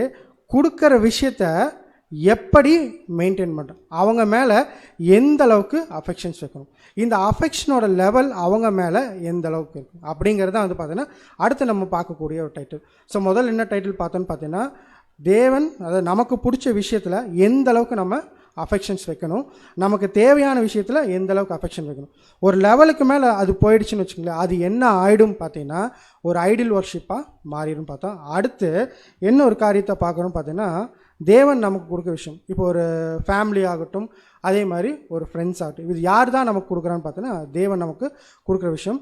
இந்த ஃபேமிலிக்குள்ளே ஒரு அஃபெக்ஷன்ஸ் எப்படி இருக்கும் பாருங்கள். ஒரு அப்பா, ஒரு பையன், ஒரு ஒய்ஃப். இப்போ இந்த அப்பா ஒய்ஃப் மேலே என்ன பண்ணுவாங்கன்னா பார்த்தீங்கன்னா அன்பு கூறுவாங்க. அப்புறம் பிள்ளைகள் மேலே அன்பு கூறுவாங்க. இந்த அன்பு, இந்த அஃபெக்ஷன்ஸ் இல்லாமல் ஃபேமிலி இருக்கா அப்படின்னா கண்டிப்பாக என்ன இருக்காது, ஃபேமிலி இருக்காது. அப்போ இந்த அஃபெக்ஷன்ஸ்குள்ளே இருக்கிற ஃபேமிலியில் ஒரு லெவல் மெயின்டைன் பண்ணணுமா அப்படின்னா கண்டிப்பாக என்ன பண்ணணும்னு பார்த்தீங்கன்னா அந்த அஃபெக்ஷனுக்கு வேணும் அப்படிங்கிறார். ஏன் வேணும் அப்படிங்கிறன்னா கண்டிப்பாக அந்த விஷயத்தை நீங்கள் முக்கியத்துவப்படுத்திட்டீங்க. ஒருவேளை என் பையனை நான் ரொம்ப முக்கியத்துவப்படுத்திட்டேன் அப்படின்னா யார் ரெண்டாவது பட்சமாக போயிடுவாங்க அப்படின்னா தேவன் என்ன பண்ணிடுவான்னு பார்த்தீங்கன்னா ரெண்டாவது பட்சம் ஒரு இம்பார்ட்டன்ஸு நான் என் பையனுக்கு கொடுக்குறேன், இல்லை நான் எங்கள் அப்பாவுக்கு கொடுக்குறேன், இல்லை எங்கள் அம்மாவுக்கு கொடுக்குறேன் அப்படின்னா அந்த இம்பார்ட்டன்ஸ், அந்த அஃபெக்ஷனுக்கு இல்லை அஃபெக்ஷன் சொல்லணும், ஈர்ப்பு, அந்த பாசம் காமிக்கிறேன்ல, அந்த பாசம் ரொம்ப ஜாஸ்தியாக காமிக்கக்கூடாது. அதுக்கும் என்ன சொல்கிறேன்னா அதுக்கு ஒரு லிமிட் இருக்குது. என்ன உங்களுக்கு பூலோக கடமைகளில் என்ன கடமை ஒரு அப்பாவுக்கு செய்யணுமோ அதை நீங்கள் செஞ்சால் போதும். ஒரு அம்மாவுக்கு என்ன பூலோக கடமை செஞ்சால் போதும். ஒரு பையனுக்கு நீங்கள் பூலோக கடமையில் என்ன செய்கிறீங்களோ அதை செஞ்சால் போதும். அதை தாண்டி நீங்கள் ஒரு வேளை அந்த பையனுக்கோ இல்லை அப்பாக்கோ இல்லை அந்த அம்மாக்கோ நீங்கள் போய் அவர் அந்த அன்பை காமிக்கிறீங்க அப்படின்னா அது யாரை முதத்துவம் கொண்டு வந்துடும்னா அந்த அப்பாவையும் அந்த அம்மாவையும் அந்த பையனையும் முதல் கொண்டு வந்துடும். யாரை கீழே கொண்டு போயிடும் அப்படின்னு பார்த்தீங்கன்னா தேவனை கீழே கொண்டு போயிடும். அதே மாதிரி தான் பார்த்தீங்கன்னா ஃப்ரெண்ட்ஸு, இதுக்கான ரீப்ரின்ஸ் நம்ம பின்னால் பார்க்கலாம். ஃப்ரெண்ட்ஸும் அப்படி தான். இப்போ நம்ம ஃப்ரெண்ட்ஸு உலகத்தில் இருக்காங்களா இல்லையானா கண்டிப்பாக எல்லாத்துக்கும் என்ன இருப்பாங்க, ஃப்ரெண்டு இருப்பாங்க. அப்பா அம்மா இல்லாதவங்க கூட என்ன இருப்பாங்கன்னா இருப்பாங்க. ஆனால் ஃப்ரெண்டுன்னு எல்லாத்துக்குமே என்ன பண்ணுவோம், யாராச்சும் ஒருத்தராச்சும் என்ன பண்ணுவாங்கன்னா இருப்பாங்க. அந்த ஃப்ரெண்டு கூட எப்படி இருக்கணும் அப்படிங்கிறான்னா அந்த இடத்துல தேவனா ஃப்ரெண்டான முக்கியத்துவம் வரப்போ யாருக்கு முக்கியத்துவம் தான் நீ கொடுக்கணும்னு பார்த்தீங்கன்னா தேவனுக்கு முக்கியத்துவம் கொடுக்கக்கூடிய ஒரு பிள்ளைகளாக இருங்க அப்படிங்கிறது. ஏன் அப்படின்னா இந்த தேவன் தான் நமக்கு என்ன கொடுக்க போகிறான்னு பார்த்தீங்கன்னா ஜீவன் கொடுக்கக்கூடிய அந்த ஒரு விஷயத்துக்குள்ளே கொண்டு போகிறான்னு சொல்கிறாரு. இதுக்கான ரீப்ரின்ஸ் கூட படிக்கலாம் பாருங்க, நானே படிச்சிடறேன். இது எங்கே கொடுக்கப்பட்டுச்சு அப்படின்னா இஸ்ரேல் ஜனங்களுக்கு அந்த கட்டளை கொடுத்தாரு இல்லைங்களா. அந்த கட்டளை கொடுக்குறப்ப என்ன சொன்னார், மேலே வானத்திலும் கீழே பூமியிலும் பூமியில் கீழ் தண்ணியிலும் யாதொரு விக்கிரகத்தாலும் நீங்கள் என்ன பண்ண வேணாம், வணங்க வேண்டாம், நமஸ்கரிக்கவும் வேணான்னு. அந்த விஷயத்துக்கு சகோதரர் கொடுக்கக்கூடிய ஒரு என்னென்ன எக்ஸ்ப்ளனேஷன் தான் என்ன சொல்கிறேன்னு பார்த்தீங்கன்னா வித் ஸ்பிரிச்சுவல் இஸ்ரேல் சார் அப்படியே நமக்கு சொல்கிறார். With spiritual Israel even father, mother, wife and children might take the place of the Lord in our affections. நம்மளுடைய அந்த அஃபெக்ஷன் காமிக்கக்கூடிய விஷயத்தில் யாரை கூட நம்ம வைக்கிறதுக்கு வாய்ப்பு இருக்குது அப்படின்னா அப்பாவாக இருக்கட்டும், அம்மாவாக இருக்கட்டும், ஒய்ஃபாக இருக்கட்டும், சில்ட்ரனாக இருக்கட்டும். என்ன பண்ணிடுவோம்மா, தேவன் வைக்க வேண்டிய இடத்துல என்ன பண்ணிடுவோம், அவங்கள வச்சுருவோம். அப்போ தேவன் வைக்க வேண்டிய இடத்துல ஒருவேளை நம்ம அவங்க வைக்கிறோம் அப்படின்னா எந்த ஒரு சூழ்நிலையில் வைப்போம்னு பார்த்தீங்கன்னா தேவனை காட்டிலும் என்ன கொடுப்போம், அவங்களுக்கு இம்பார்ட்டன்ஸ் கொடுப்போம். அப்போ அந்த இம்பார்ட்டன்ஸ் கொடுக்கும்போது அது என்னவா மாறிடுது அப்படிங்கிறான்னா ஐடியல் ஒர்ஷிப், அதாவது விக்கிர ஆராதனையாக நீங்களுக்குள்ள மாறிடுது. அதே மாதிரி தான் சோசியல் பர்சனல் ஆம்பிஷன்ஸ், உங்களுடைய குறிக்கோள்கள் இருக்கும்ல, அந்த குறிக்கோள்கள் நீங்கள் முக்கியத்துவம் கொடுக்கும்போது கூட அது எப்படியா மாறிடுது அப்படின்னா தேவனை ரெண்டாம் பட்சமாக என்ன பண்ணிடுதுன்னா கொண்டு போயிடுது. எதை முக்கியத்துவம் பண்ணிடுதுன்னு பார்த்தீங்கன்னா உங்களோட ஆம்பிஷன்ஸ் எடுத்து என்ன பண்ணிடுதுன்னு பார்த்தீங்கன்னா முக்கியத்துவம் கொடுத்துருது. நீங்கள் வேணால் அந்த ரீப்ரின்ஸ் நோட் பண்ணிக்கங்க, வீட்டில் போய் கூட நீங்கள் வேணால் படிச்சுப்பாங்க. ஸோ அப்போது ஒரு மனுஷன் தன்னுடைய வாழ்க்கையில் வாழ்ந்துட்டு இருக்கும்போது அவங்க ஃபேமிலியாகட்டும் அவனுடைய ஃப்ரெண்ட்ஸ் ஆகட்டும் அவங்களுக்கும் என்ன கொடுக்கணுன்னா இம்பார்ட்டன்ஸ் கொடுக்கணும். இம்பார்ட்டன்ஸ் கொடுக்க வேண்டியன்னு சொல்லலை, ஆனால் இம்பார்ட்டன்ஸு எந்த அளவுக்கு இருக்குது. இப்போ தேவனா, அப்பாவா, பையனா, ஒய்ஃபா அப்படிங்க வரப்போ யாருக்கு நீங்கள் இம்பார்ட்டன்ஸ் கொடுக்குறீங்க? தேவனுக்கு முக்கியத்துவம் கொடுத்தீங்கன்னா தேவன் என்ன பண்ணுவார்னு பார்த்தீங்கன்னா அவர் தேவனாக உங்களுக்கு இருப்பார். ஒருவேளை அந்த இம்பார்ட்டன்ஸ் மாறிச்சு அப்படின்னா என்னவா மாறிடுதுன்னு பார்த்தீங்கன்னா அது இம்பார்ட்டன்ஸோட அந்த ஒரு முக்கியத்துவமே என்ன இது மாதிரி தான் மாறிடுது, அது ஐடியல் ஒர்ஷிப்பாக மாறிடுது அப்படிங்கிறத பார்த்தீங்கன்னா சகோதரர் சொல்லி. ஸோ இப்போ இந்த கேட்டகரியெல்லாம் ஓகே, இந்த கேட்டகரியெல்லாம் ஓகே முடிச்சதுக்கப்புறம் அடுத்த ஒரு கேட்டகரி என்னென்னு பார்த்தீங்கன்னா இப்போ நம்மளும் யாருன்னு பார்த்தீங்கன்னா சகோதரர்களாக தான் நினைக்கிறோம், நம்ம சகோதரிகளாக தான் நினைக்கிறோம், அழைக்கப்பட்டோம். இப்போ இங்கே இருக்கிறவங்களுக்கு இம்பார்ட்டன்ஸ் கொடுக்கலாமா? கொடுக்கக்கூடாதுங்களா? என்ன தேவனுக்கு அடுத்ததான் அதுதான் பார்த்தீங்கன்னா நம்ம ஏற்கனவே பார்த்துக்கோம் இல்லைங்களா. பவுல் பர்னபாவோட விஷயத்தில் என்ன பண்ணாங்கன்னு பார்த்தீங்கன்னா அவங்க செஞ்ச விஷயத்த மறந்துட்டாங்க. தேவனை மகிமைப்படுத்துறதுக்கு பதிலாக யாரை மகிமைப்படுத்த ஆரம்பிச்சிட்டாங்கன்னு பார்த்தீங்கன்னா அந்த விஷயத்தை சொன்ன பவுலையும் பர்னபாவும் என்ன பண்ணான்னு பார்த்தீங்கன்னா மகிமைப்படுத்தான். இதே மாதிரி தான் நமக்கு அப்படியே சொல்கிறார். இப்போ நீங்களும் ஒரு சகோதரனுக்கு அதிகமான ஒரு முக்கியத்துவம் கொடுக்குறீங்க அப்படின்னா அது என்னவா மாறியதுன்னு பார்த்தீங்கன்னா, தேவனுக்கு முக்கியத்துவத்தை எடுத்துகிட்டு யார் கொடுக்க ஆரம்பிச்சிட்டிங்க. நீங்கள் அந்த சகோதரன் கொடுக்குறப்போ அதுவும் என்னவா மாறியதுன்னு பார்த்தீங்கன்னா ஒரு ஐடியல் ஒர்ஷிப்பாக மாறி. நம்ம கூட சொல்லுவோம் இல்லைங்களா, என்னை இந்த சத்தியத்துக்கு கூப்பிட்டு அந்த ஒரு சகோதரன் அப்படின்னு சொல்லாமா அப்படின்னா பாருங்கள், இந்த சத்தியத்தை கொடுத்தது யார்? ஏற்கனவே நம்ம ஸ்பிரிச்சுவல் ப்ரைடிங்கில் அந்த சப்ஜெக்டில் பார்த்தீங்கன்னா சத்தியத்தை கொடுத்தது யார்? தேவன். சப்ஜெக்ட் கொடுக்கறது யார்? தேவன். அதனால தான் நம்ம கீழே எழுதி போட்டிருக்கோம், கர்த்தாவே சொல்லும் அடியேன் விசுவாசி. அப்போ எல்லா விஷயத்தையுமே தேவன் கொடுக்குறேன்னா அப்போ இம்பார்ட்டன்ஸ் யாருக்கு தான் கொடுக்கணும்? தேவன். அப்போ அந்த சகோதரனுக்கு அந்த சகோதரருக்கு இம்பார்ட்டன்ஸ் கொடுக்கலாமான்னா அவரும் உடன் சகோதரன் தான். பின்னால் நம்ம வரப்போ பார்க்க போகிறோம் எப்படி அந்த சகோதரனுக்கு ஒரு இம்பார்ட்டன்ஸ் கொடுக்கணும். அப்போ கண்டிப்பாக எல்லா விஷயத்துக்குமே எது தான் கொடுக்கணும்னு பார்த்தீங்கன்னா தேவன் தான் நமக்கு இந்த விஷயத்தை எல்லாமே கொடுத்துருக்காருன்னா அப்போ நம்ம வாய்ப்புக்குள்ளே வந்து ஒரு சகோதரன் ஒரு நல்ல சப்ஜெக்ட் பேசிட்டு இருக்கிறார், ஒரு சகோதரன் நல்லா அந்த வேலையை செஞ்சுட்டு இருக்கிறார் அப்படின்னா அந்த சகோதரன் செய்கிற வேலையாகட்டும் அந்த சகோதரன் பேசுகிற சப்ஜெக்ட் ஆகட்டும் அது யார் மூலியமாக தான் வந்திருக்குன்னு பார்த்தீங்கன்னா தேவன் கொடுத்த கிருபை. அதனால தான் நம்ம ஞானஸ்தானம் வாங்கணும்னு நமக்கு என்ன கொடுக்கப்படுது?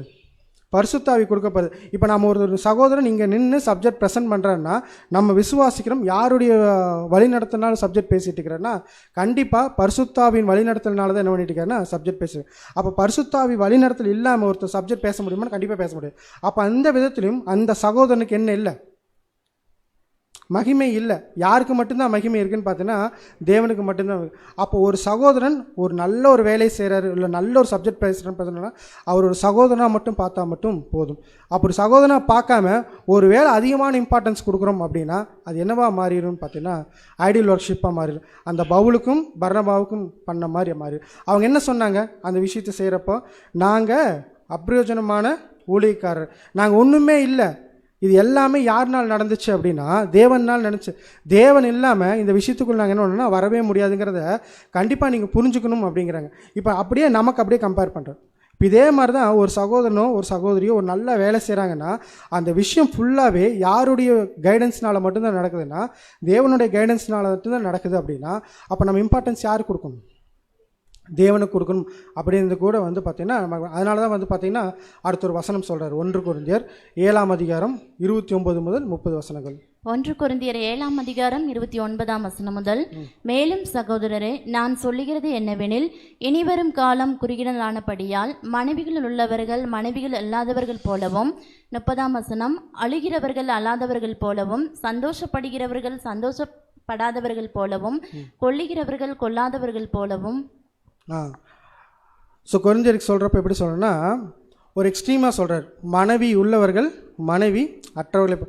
ஏன் இந்த ஒரு பாயிண்ட் சொல்கிறாருன்னு பார்த்தீங்கன்னா இப்போ ரொம்ப எண்டில் இருக்கிறோம், ரொம்ப எண்டில் இருக்கிறோம், ரொம்ப சீக்கிரத்தில் இந்த ஒரு அழைப்பு முடிய போகுது அப்படின்னா உங்களுடைய அழைப்பையும் தெரிந்து கொள்ளுதலையும் உறுதிப்படுத்தணும் அப்படின்னா இன்னும் அதிகமான இம்பார்ட்டன்ஸ் நீங்கள் இங்கே கொடுத்துட்டுருக்கிறீங்க அப்படின்னா உங்களால் என்ன பண்ண முடியாதுன்னா நீங்கள் ரீச் பண்ண வேண்டிய டெஸ்டினி என்ன பண்ண முடியாதுன்னா ரீச் பண்ண முடியாது. அதனால் நீங்கள் ஒரு எப்படி யோசிக்கணும் அப்படின்னா ஒரு வேளை ஒருத்தர் கல்யாணமாகி ஒய்ஃப் இருக்கிறாங்கன்னா அவங்க ஒய்ஃப் இல்லைன்னு நினச்சிக்கோங்க, உங்களுடைய சுய ஓட்டத்தை இன்னும் அதிகமாக என்ன பண்ணுங்கன்னா ஓடுங்க. அப்படி ஒரு வேளை நீங்கள் ஓடும்போது அந்த விஷயத்தை நீங்கள் கண்டிப்பாக என்ன பண்ணலான்னா பெற்றுக்கொள்ளலாம். அப்படின்னா மனைவி விட்டுட்டு ஓடணுமான்னு அர்த்தம் இல்லை.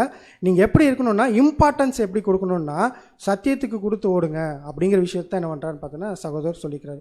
ஸோ ஃபஸ்ட்டு விஷயம் என்ன பார்த்தோன்னு பார்த்தீங்கன்னா உலகத்தில் நமக்கு இருக்கக்கூடிய விஷயங்கள் அந்த விஷயத்து மேலே ஒரு ஆர்வம் ஒரு ஈர்ப்பு எப்படி வைக்கணும், அந்த ஒரு அஃபெக்ஷன் எந்த அளவுக்கு இருக்கணும் அப்படிங்கிறத பார்த்தோம். அடுத்து நம்மளுடைய ஃபேமிலி, நம்மளுடைய ஃப்ரெண்ட்ஸு, நம்மளுடைய உடன் சகோதரர், அவங்க எல்லாமே நமக்கு தேவன் தான் கொடுத்தாரு. ஆனால் இது எல்லாத்தையும் காட்டிலும் என்ன யார் முக்கியத்துவம் பார்த்தீங்கன்னா தேவனுக்கு தான் முக்கியத்துவம் கொடுக்கணும். ஒரு லெவலுக்கு மேலே அவங்களுக்கு நீங்கள் இம்பார்ட்டன்ஸ் கொடுக்குறீங்கன்னா அது என்னவா மாறிடும் அப்படிங்கிறன்னா ஐடியல் வர்ஷிப்பாக மாறிடும் அப்படிங்கிறது கூட நம்ம பார்த்தோம். அடுத்த ஒரு பாயிண்ட்டு கீழே முக்கியமாக எழுதுறேன்னா இது எல்லாத்தையும் எழுதி முடிச்சுட்டு தேவனுக்கு தான் நீங்கள் முதலிடம் கொடுக்கணும் அப்படிங்கிற விஷயத்தை என்ன பண்ணுறான்னு பார்த்தீங்கன்னா சகோதரர் ஸ்ட்ரெஸ் பண்ணுறார். ஏன்னா இப்படிப்பட்ட ஒரு அழைப்புக்குள்ளே நீங்கள் அழைக்கப்பட்டு ஓடிட்டு இருக்கிறீங்கன்னா அது தேவனுடைய கிருபை. அந்த தேவனுடைய கிருபையினால தான் நீங்கள் வந்திருக்கீங்க. அப்போ இந்த ஒரு ஓட்டத்தில் கொஞ்ச காலம் நீங்கள் என்ன பண்ணணும்னா பாட அனுபவிக்க போகிறீங்க. அந்த ஒரு பாட அனுபவிக்கிறப்ப இது யாருக்காக செய்யுங்க அப்படின்னா தேவனுக்காக செய்யுங்க. ஏன் தேவனுக்காக செய்யுங்க அப்படிங்கிறாருன்னா அவர் தன்னுடைய குமாரனை கசக்கி ரத்தத்தை கொடுத்து என்ன பண்ணியிருக்காருன்னா உங்களுக்கு இந்த ஒரு அழைப்பை கொடுத்துருக்காரு. அழைப்பை கொடுத்தது மட்டும் இல்லை, யார் இந்த ஒரு அழைப்புக்குள்ளே பர்ஃபெக்டாக ஓடி முடிக்கிறீங்களோ அவங்களுக்கு என்ன கொடுக்குறேன் அப்படிங்கிறாருன்னா, அவருடைய குமாரனுக்கு பக்கத்தில் என்ன கொடுக்குறேன்னு பார்த்தீங்கன்னா சீட்டு கொடுக்குற ரெடியாக இருக்கார். அதனால தான் வந்து பார்த்திங்கன்னா இவ்வளோ ஒரு மேன்மையான அழைப்புக்குள்ளே தேவன் அழைச்சிருக்கிறாரு. தன்னுடைய குமாரனே கொடுத்து இந்த ஒரு ஓட்டத்துக்குள்ளே உங்களை ஓடிட்டு இருக்கிறாருன்னா, அவருக்காக நீங்கள் செய்கிறது என்னன்னு பார்த்தீங்கன்னா ஒன்று அவருக்கு இம்பார்ட்டன்ஸ் கொடுத்து என்ன பண்ணுங்கன்னு பார்த்தீங்கன்னா, இந்த ஒரு உலகத்தில் நீங்கள் வாழ்ந்தீங்கன்னா சரியான ஒரு ஓட்டத்தை ஓடும்போது அந்த ஒரு பரிசு நீங்கள் என்ன பண்ணலான்னா பெற்றுக்கொள்ளலாம். அப்படிங்கிறதுக்காக தான் வந்து பார்த்தீங்கன்னா அடுத்து இந்த கீழே அந்த விஷயத்தை எழுதிப்பார். அதுக்கு ஆதாரமாக ஒரு வசனம் படிக்கலாம். யாக்கோபு 3:17. யாக்கோப்பு 3:17.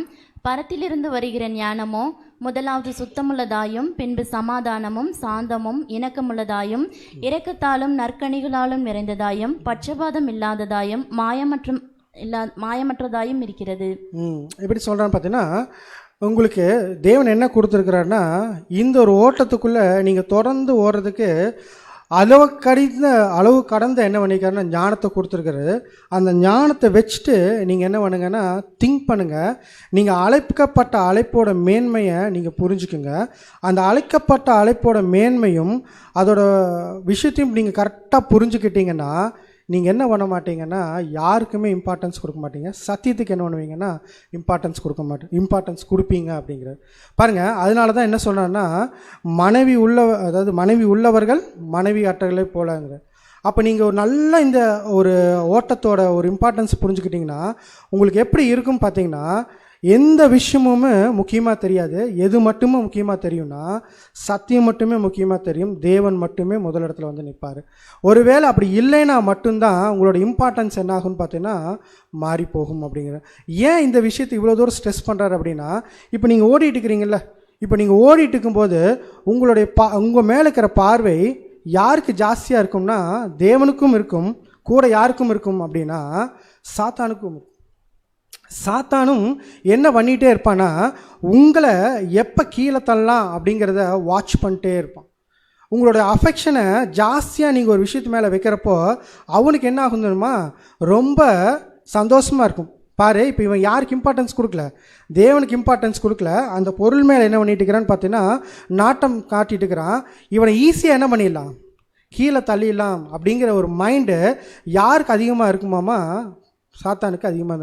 எக்ஸாம்பிள் சொல்லணும்னா ஆதாம் சொன்னாங்களா, ஆதாமுக்கு என்ன பிரச்சனை, ஏன் பழத்தை சாப்பிட்டான்னு கேட்டால் என்ன சொல்லுவோம், தான் ஒய்ஃப் சொன்னாங்க சாப்பிட்டாங்க. அப்போ அவர் என்ன பண்ணிட்டாரு, இம்பார்ட்டன்ஸை யார் மேலே கொடுக்கல, தேவன் மேலே கொடுக்கல, யார் மேலே கொடுத்துட்டாரு, மனைவி மேலே கொடுத்துட்டாரு. அதனால தான் சொன்னார் மனைவி உள்ளவர்கள் மனைவி அற்றவர்கள்.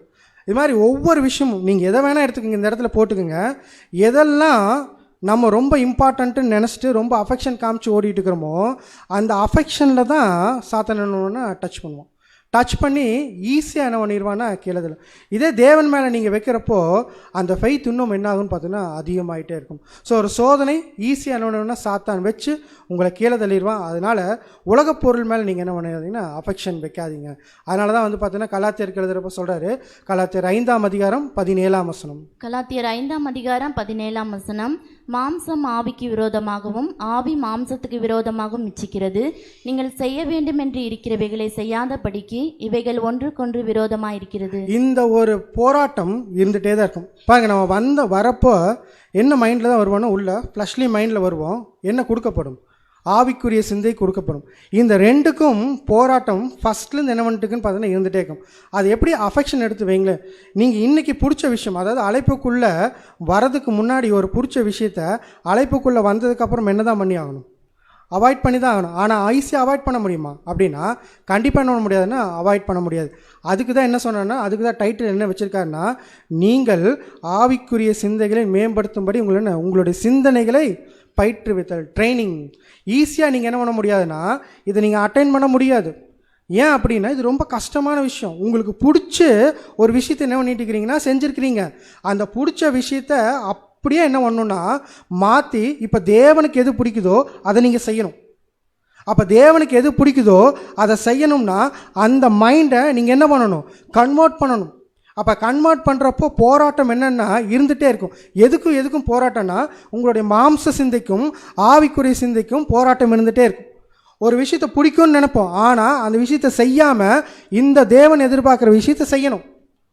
இந்த மாதிரி ஒரே ஒரு போராட்டம் வாழ்க்கை ஃபுல்லாக எப்போ நீங்கள் கான்சென்ட்ரேட் பண்ணீங்களோ அப்போ இருந்து இந்த போராட்டம் என்ன ஆகுனா ஸ்டார்ட் ஆகி கடைசியாக நீங்கள் இந்த எப்போ ஓட்டத்தை முடிக்கிறீங்களோ கடைசி வரைக்கும் என்ன இருக்குன்னு பார்த்தோன்னா இந்த ஒரு போராட்டம் இருந்துகிட்டே இருக்கும். இதில் எது ஜெயிக்கிறங்கிறது தான் முக்கியம். எது ஜெயிக்கணும் அப்படின்னா ஆவிக்குரிய சிந்தை ஜெயிக்கணும். அப்போ ஆவிக்குரிய சிந்தை ஜெயிக்கணும்னா உங்களுக்கு என்ன வேணும் அப்படின்னா ஒரு ட்ரைனிங் வேணும். அந்த ட்ரைனிங் என்னென்னா நீங்கள் அந்த அஃபெக்ஷனை அப்படியே மாற்றிட்டு தேவன் எதிர்பார்க்குற விஷயத்தை செய்யறது. செய்ய செய்ய செய்ய ஒவ்வொன்றா நீங்கள் தள்ள அதிகமாக நீங்கள் எதுக்குள்ளே வளர்ந்துட்டு இருப்பீங்கன்னா தேவன் எதிர்பார்க்குள்ள கேரக்டரில் வளர்ந்து கடைசியாக போய் நிற்கிறப்போ தேவன் எதிர்பார்க்குற அந்த ஒரு சிருஷ்டியாக நீங்கள் போய் நிற்பீங்க. அப்போ முழுக்க நம்மளுடைய வாழ்க்கையில் என்ன இருக்குன்னு பார்த்தீங்கன்னா ஓட்டத்தில் இந்த போராட்டம் தொடக்கத்துலேருந்து முடிவு வரைக்கும் என்ன இருக்குன்னு பார்த்தீங்கன்னா இருந்துட்டுக்கும் அப்படிங்கிற பாயிண்ட்டை சகோதரன் எழுதிட்டு இருக்கிறாரு. அடுத்து இந்த போராட்டத்தை தொடர்ந்து அவர் என்ன பாயிண்ட் டச் பண்ணுறாரு அப்படின்னா what is in your basket, அதாவது உங்களுடைய மைண்டில் என்ன இருக்குங்கிற விஷயத்த பாருங்கள் அப்படிங்கிற. ஏன் அப்படின்னா இந்த ஒரு ஓட்டத்துக்குள்ளே ஓடுறதுக்கு ரொம்ப முக்கியமே என்ன, மைண்டு. உங்களுடைய மைண்டு சரியான விதத்தில் நீங்கள் பயிற்சி கொடுத்துட்டீங்கன்னா ஒன்றுமே வேண்டியதில்லை. அது உங்களை என்ன பண்ணிடும்னு பார்த்தீங்கன்னா பரத்துக்குரிய விஷயத்துக்கு என்ன பண்ணிடணும் கொண்டு பாருங்கள். ஃப்ளஷ்லி மைண்ட் இருக்குது, ஸ்பிரிச்சுவல் மைண்ட் இருக்குது. அப்போ அந்த ஃப்ளஷ்லி மைண்டை அப்படியே அழிக்கணும், ஸ்பிரிச்சுவல் மைண்டை என்ன பண்ணணும்னு பார்த்தீங்கன்னா அதிகப்படியாக வளர்த்தணும். அதுக்கு தான் வந்து பார்த்தீங்கன்னா ஒரு எக்ஸாம்பிள் சொல்லுவார் சகோதரன். எப்படின்னு பார்த்தீங்கன்னா ஒரு அப்பா ஒரு பையன், இந்த 2 பேர்த்துக்கு நடக்கிற ஒரு கான்வர்சேஷனை கொண்டு வருவார். இப்போ அப்பா என்ன கேட்பாராம்மா அப்பா என்ன கேட்பாராம்மா, நீ நிறைய புக்ஸு படிப்பா அப்படின்னோன்னு அவர் என்ன பண்ணுவார், ஒரு கதை புக் இருக்கு இல்லையா, கதை புக் எடுத்து அதிகமாக படிப்பாராம்மா. கதை புக் எடுத்து அதிகமாக படிச்சுட்டு எதை அவாய்ட் பண்ணுவாராம்மா, ஸ்பிரிச்சுவல் புக் அவாய்ட், நம்ம புரிஞ்சுக்கிறக்கா நான் சொல்லுவேன், பைபிளை அவாய்ட் பண்ணுவாராம்மா. இப்போ அப்பா என்ன சொல்கிறாராம்மா, இது இவருக்கு புரிய வைக்கணும் இல்லையா, இப்போ எது இம்பார்ட்டன்ட்டுன்னு பையனுக்கு புரிய வைக்கணும். பையனுக்கு புரிய வைக்கிறதுக்கு ஒரு எக்ஸாம்பிள் சொல்லுவார், ஒரு கதை மாதிரி சொல்லுவார். நீ போய் என்ன பண்ணு அப்படின்னா போயிட்டு ஒரு பேஸ்கெட் எடுத்துகிட்டு அது ஃபுல்லாக என்ன பண்ணுன்னு பார்த்தீங்கன்னா சிப்ஸை என்ன பண்ணிடு ஃபில் பண்ணிடுன்னு. பையன் போயிட்டு சிப்ஸை ஃபுல்லாக ஃபில் பண்ணிட்டு வந்துட்டார். இப்போ என்ன பண்ணுவாங்கன்னா இப்போ ஒரு கூடையில் பழத்தை கொடுப்பார். கொடுத்து அந்த சிப்ஸ் இருக்குல்லப்பா, அந்த சிப்ஸ் இருக்கிற கூடையில் இப்போ இந்த பழத்தை போட அப்படின்போம். போட முடியுமா? ஏன்? ஆல்ரெடி என்ன இருக்குங்க, சிப்ஸ் இருக்குது. அதே மாதிரி தான் மைண்டும் அப்படிங்கிறார். நீங்கள் என்ன விஷயத்தை ஸ்டோர் பண்ணி வச்சுக்கிறீங்களோ அந்த ஆக்குப்பை பண்ணி வச்சிரும். நீங்கள் வேறு ஏதாச்சும் விஷயத்தை கொண்டு போய் சேர்த்தணும் அப்படின்னா என்ன ஆகாது, சேராது. ஏன்னா ஏற்கனவே ஒரு விஷயம் என்ன ஆயிடுச்சங்க, ஆக்குப்பை பண்ணிடுச்சு. அப்போ அந்த ஆக்குப்பை பண்ண விஷயத்தில் நீங்கள் என்ன போய் போட்டாலும் அது வெளியே தான் ஒழுகுமே ஒழிய உள்ளே என்ன ஆகாது, சேராது. அதே மாதிரி தான் நீங்கள் என்ன விஷயத்தை வைக்கிறீங்க. இப்போ இதே நம்ம ஸ்பிரிச்சுவலுக்காக எடுத்துக்கோம். நம்மளுடைய சிந்தையில் ஆவிக்குரிய அந்த என்ன சார் ஸ்பிரிச்சுவல் ஃப்ரூட்ஸ் இருக்கு இல்லைங்களா, ஸ்பிரிச்சுவல் ஃப்ரூட்ஸ் எடுத்து ஃபுல் பண்ணியாச்சு. இப்போது மாம்ச சிந்தை கொண்டு உள்ளே போடுறோம், போகுமா? போகாது. இப்போ மாம்ச சிந்தை முதல்ல இருந்துச்சு, அதை எடுத்துகிட்டு என்ன பண்ணுறோன்னா ஸ்பிரிச்சுவல் ஃபுட் உள்ளே வைக்கிறோம். இப்போ மாம்ச சிந்தை கொண்டு உள்ளே போட்டால் போகாது. இதே தான் நீங்கள் நல்லா மைண்டில் வச்சுக்கோங்க. எதை நீங்கள் வச்சுருக்கீங்களோ அதுதான் என்ன பண்ணணும், உங்களை கைட் பண்ணும். திரும்ப வேறு எந்த விஷயத்தை கொண்டு போய் போட்டாலும் என்ன ஆகாதுன்னு பார்த்தீங்கன்னா உள்ளே போகாது அப்படிங்கிறது. அதனால தான் வந்து பார்த்தீங்கன்னா லூக்கா எழுதுகிறப்ப சொல்கிறாரு, லூக்கா 6:45. லூக்கா 6:45. நல்ல மனுஷன் தன் இருதயமாகிய நல்ல பொக்கிஷத்திலிருந்து நல்லதை எடுத்து காட்டுகிறான், பொல்லாத மனுஷன் தன் இருதயமாகிய பொல்லாத பொக்கிஷத்திலிருந்து பொல்லாத எடுத்து காட்டுகிறான், இருதயத்தின் நிறைவினால் அவனவன் வாய் பேசும். கிளியராக சொல்கிறார். எப்படின்னா உங்கள் மைண்டில் என்ன ஸ்டோர் பண்ணி வச்சுருக்கீங்களோ அதோட ரிஃப்ளெக்ஷன் தான் என்ன இருக்குன்னு பார்த்தீங்கன்னா உங்களுடைய வார்த்தைகள் இருக்கும். ஸோ கரெக்டான ஒரு சத்தியத்தை ஒரு சகோதரர் ஸ்டோர் பண்ணி வச்சுருக்கிறார் அப்படின்னா அந்த ஸ்பீச் எப்படி இருக்கும்? கண்டிப்பாக சத்தியத்தை குறித்தே பேசுவார், சத்தியத்தை குறித்தே பண்ணுவார், எல்லாமே சத்தியத்துலேருந்து வரும். ஒருவேளை அவர் உலக பிரகாரமான ஒரு காரியத்தை மைண்டுக்குள்ளே வச்சுக்கிறார் அப்படின்னா அது எது தான் வரும்னு பார்த்தீங்கன்னா உலக பிரமாணமான காரியங்கள் மட்டும்தான் ஒன்றா வரும். அதனால தான் சொன்னார், நீங்கள் என்ன வச்சுருக்கிறீங்களோ அதோட வெளிப்பாடு தான் உங்களுடைய பேச்சாகட்டும் உங்களுடைய கேரக்டராகட்டும் அதில் ரிஃப்ளெக்ட் ஆகும். நீ இப்போ ஆவியின் கனிகளை கூப்பிட்டு கொண்டு வந்து இருதயத்தில் நிறச்சிட்டிங்க அப்படின்னா உங்களுடைய செயல்பாடுகள் எல்லாமே எதை நோக்கி மட்டும் இருக்கும்? அன்பு, சந்தோஷம், சமாதானம், நீடிய பொறுமை, இது மட்டும்தானே வரும், வேறு ஏதாச்சும் வருமா? கண்டிப்பாக என்ன ஆகாது, வேறு எதுவும் வராது. ஒருவேளை அப்படியே அந்த 17 விஷயத்து உள்ளே வச்சுக்குவோம், அதை கொண்டு வந்து வச்சுட்டேன் நான், எனக்குள்ளேருந்து என்ன வரும்? பகைகள், விரோதங்கள், வேறு 17 விஷயம் இப்படி லைனாக யோசிச்சு பேசிகிட்டே இருக்கலாம் இல்லையா? அப்போ நான் எதை என் மைண்டில் வைக்கிறனோ, எதை என் இருதயத்தில் வச்சுக்கிறனோ, அதோட வெளிப்பாடு தான் எங்கே இருக்கும் அப்படின்னா என்னுடைய கேரக்டரில் இருக்கும். என்னுடைய கேரக்டரு கரெக்டாக இருக்குங்கிறத எதை வச்சு சொல்லலாம், என்னோடய கேரக்டர் எப்படி இருக்குங்கிறத எதை வச்சு சொல்லலாம்னா நான் என் இருதயத்தில் எதை வச்சுக்கணும் அதை பொறுத்து இருக்கும். அப்போ கரெக்டான விஷயத்தை நான் செய்கிறேன், அன்பு காமிக்கிறேன், விசுவாசத்தில் இருக்கிற நீடிய பொறுமையாக இருக்கிறேன்னா நான் என் மைண்டுக்குள்ள என்ன வச்சுருக்கேன்? ஆவின் கனிகள் வச்சுருக்கிறேன். ஒருவேளை பகை உண்டாக்குறேன், விரோதங்கள் உண்டாக்குறேன், வேறு ஏதாச்சும் இருக்கா? இது 2 தான் எனக்கு வந்துகிட்டே இருக்குது. கோபங்கள், பிரிவினைகள், இது எல்லாத்தையும் உண்டாக்குறேன்னா எனக்குள்ள என்ன இருக்குது? மாம்ச சிந்தைகள் உள்ளே இருக்குது. அப்போ அதனால தான் இருதயத்துக்குள்ளே நீங்கள் என்ன வச்சுருக்கீங்களோ அதை பொறுத்து தான் என்ன ஆகும்னா உங்களுடைய கேரக்டருக்கும் உங்களோட அஃபெக்ஷன்ஸ் எல்லாமே இருக்கும். அப்போ சரியான விதத்தில் உங்களுடைய இருதயத்தை நீங்கள் என்ன பண்ணுங்கன்னா நிரப்புங்க அப்படிங்க. அப்போ அந்த இருதயத்தை நீங்கள் கரெக்டாக நிரப்பிட்டீங்கன்னா போதும், அது என்ன பண்ணுன்னா உங்களுடைய பரத்துக்குரிய சிந்தனைகளை அதிகமாக என்ன பண்ணணும்னு பார்த்தீங்கன்னா தூண்டும் அப்படி. அதனால தான் வந்து மத்தேயுவில் எழுதுகிறப்போ மலை பிரசங்கத்தில் யார் ஒருத்தர் என்னுடைய ராஜ்யத்துக்கு வர முடியும் அப்படின்னு சொல்கிறாருன்னா இருதயத்தில் சுத்தம் உள்ளவன் பாக்கியவான், அவங்க தான் என்ன பண்ணுவாங்களாமா? தேவனை தரிசிப்பாங்க. இது எப்படி இருதயத்தில் சுத்தம் அப்படிங்கிறத புரிஞ்சுக்கிறது?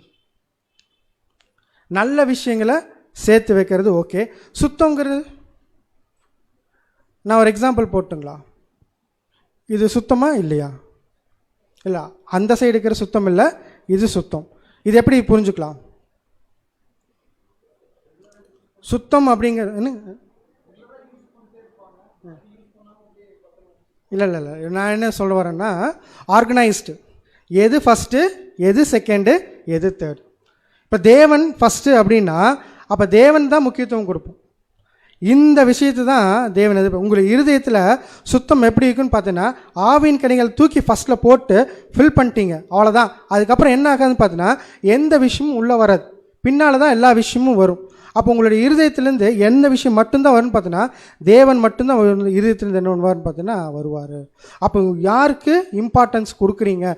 ஆர்கனைஸுங்கிறது ஃபஸ்ட்டு, செகண்டு, தேர்டு. இப்போ இந்த சைடு பாருங்கள், கசன்னு இருக்குது. இதை வச்சுட்டு ஆர்கனைஸ்ன்னு சொல்ல முடியுமா அப்படின்னா சொல்ல முடியாது. அதே ஆப்போசிட்டில் பாருங்கள், எப்படி அடுக்கணுமோ அப்படி அடுக்கியிருக்காங்க. இப்படி அடுக்கினா தான் எது என்ன பண்ணணும்னு பார்த்தீங்கன்னா அந்த ஒரு சீக்வன்ஸ் என்ன ஆகுன்னு பார்த்தீங்கன்னா கரெக்டாக இருக்கும். இப்போ தேவன் ஃபஸ்ட்னு வச்சுட்டோன்னு வச்சுக்கோங்களேன், எந்த விதத்திலும் தேவன் என்ன பண்ண மாட்டார்னா செகண்ட் பிளேஸ்க்கு போகவே மாட்டார். அப்போ இருதயத்தில் நீங்கள் எதை ஃபிக்ஸ் பண்ணுறீங்களோ அதை பொறுத்து தான் என்ன ஆகுன்னு பார்த்தீங்கன்னா அடுத்த இருக்கக்கூடிய எல்லா காரியங்களும் இருக்கும். அதில் தான் பார்த்தீங்கன்னா சகோதரி இந்த இதுக்கு டைட்டில் எப்படி கொடுத்தோன்னு பார்த்தீங்கன்னா தேவனுக்கு ஃபஸ்ட் ப்ரிஃபரன்ஸ், தேவனுக்கு முதலிடம் அப்படிங்கிற விஷயத்தை என்ன பண்ணிக்கான்னு பார்த்தீங்கன்னா சொல்லியிருக்கிறாரு. அடுத்த ஒரு காரியத்தை எப்படி சொல்கிறேன்னு, பரத்துக்குரியவைகளை பற்றாசை ஏற்படுத்துவது படிப்படியான ஒரு படி.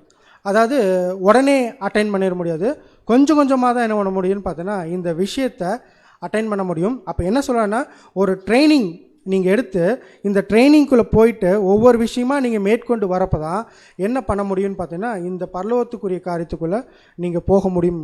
அதுக்கு ஒரு எக்ஸாம்பிள் சொல்கிறார் பாருங்கள். இந்த வீடு இருக்குது, இந்த வீடை ஒரு சகோதரன் வாங்கணும் அப்படின்னா என்ன பண்ணுவார்? காசு கொடுத்து வாங்கிடுவார். ஓகே, ஃபஸ்ட் என்ன கொடுப்பாரு? அட்வான்ஸ் கொடுப்பார் இல்லையா? அட்வான்ஸ் கொடுத்துட்டு எப்போ அவருக்கு சொந்தமாகும் அப்படின்னு பார்த்தீங்கன்னா எப்போ முழு தொகையும் அவர் கொடுக்குறாரோ அப்போ தான் என்ன ஆகும்னு பார்த்தீங்கன்னா சொந்தமாகும். அதே தான் நமக்கு அப்படியே அப்ளை பண்ணுறாரு. இந்த ஒரு வீடு, அதாவது பூமிக்குரிய வீடு இல்லை, பரத்துக்குரிய வீட்டுக்கு நீங்கள் போகிறக்கு அட்வான்ஸ் எங்கே கொடுத்துருக்கீங்க அப்படின்னா ஞானஸ்தானத்தில் நீங்கள் கொடுத்துருக்கீங்க. அதுவும் விலையை நீங்கள் கொடுக்கல, யார் கொடுத்துருக்குறா? தேவனே தான் குமாரனை கசக்கி என்ன பண்ணிக்கான்னு பார்த்தோன்னா இந்த வாய்ப்பு உங்களுக்கு கொடுத்து இந்த வாய்ப்பில் நீங்கள் என்ன பண்ணுன்னா இந்த வீட்டுக்கு போய் சேர்றதுக்கு உங்களுக்கு வழியும் என்ன பண்ணிக்கான்னு பார்த்தோன்னா ஏற்படுத்தி கொடுத்துருக்கிறாரு. இப்போ இந்த ஏற்படுத்தி கொடுத்தனவருக்கு நீங்கள் திருப்பி செலுத்துறது ஒன்று தான். அவருக்கு என்ன பண்ணுங்க? இம்பார்ட்டன்ஸ் கொடுங்க. அந்த இம்பார்ட்டன்ஸ் கொடுக்கும்போது எல்லா ஃப்ளஷ்லி திங்கும் என்ன பண்ணிங்கன்னா வெளியே போயிடும். இந்த ஒரு மைண்டோடையே நீங்கள் என்ன பண்ணுங்கன்னு பார்த்தீங்கன்னா ஓடுங்க. அதனால தான் வந்து பார்த்தீங்கன்னா இந்த டிரான்ஸ்ஃபர்மேஷனுங்கிற விஷயத்தை என்ன பண்ணுறான்னு பவுலப்போஸ்தலன் கொண்டு வர்றாரு. இந்த டிரான்ஸ்ஃபர்மேஷன் என்ன பண்ணுறோன்னா, ஃபஸ்ட்டு நம்ம அழைக்கப்படும் போது ஒரு நிலைமையில் இருக்கிறோம், முடிக்கும் போது என்ன நிலைமையில் முடிக்கிறோம்னா பரிசுத்தவான்கள் அப்படிங்கிற ஒரு நிலைமையில் முடிக்கிறோம். அப்போ நீங்கள் அழைக்கப்பட்டு என்ன பண்ணுறீங்கன்னு பார்த்தீங்கன்னா, இந்த ஒரு அழைப்புக்குள்ளே ஒரு வாய்ப்பை வாங்கி தொடர்ந்து என்ன பண்ணிட்டு இருக்கிறீங்கன்னா ஓடிட்டு இருக்கிறீங்க. எதுக்கு ஓடுறீங்கன்னா, பரிசுத்தவான ஆகி யார் கூட போய் சேர்றதுக்கு அப்படின்னா கிறிஸ்து கூட போய் சேர்றதுக்கு என்ன பண்ணிக்கிறீங்கன்னா ஓடிட்டு இருக்கிறீங்க. இந்த ஒரு விஷயத்தை நீங்கள் சரியான விதத்தில் மைண்டை வச்சுக்கோங்க. இந்த மைண்டில் வச்சுக்கிட்டீங்க அப்படின்னா மட்டும்தான் இந்த ஒரு ஓட்டத்தை நீங்கள் என்ன பண்ண முடியும்னா சரியான விதத்தில் ஓட முடியும் அப்படிங்கிற ஒரு காரியத்தை கூட எழுதிட்டு அடுத்து என்ன பண்ணுறாரு பார்த்தீங்கன்னா, மணவாட்டிக்குரிய ஆடைகளை கவனமாக ஆயத்தம் செய்தல் அப்படிங்கிற ஒரு தலைப்பில் என்ன பண்ணுறாரு பார்த்தீங்கன்னா ஒரு பாடம் எழுதுறாரு. ஒரு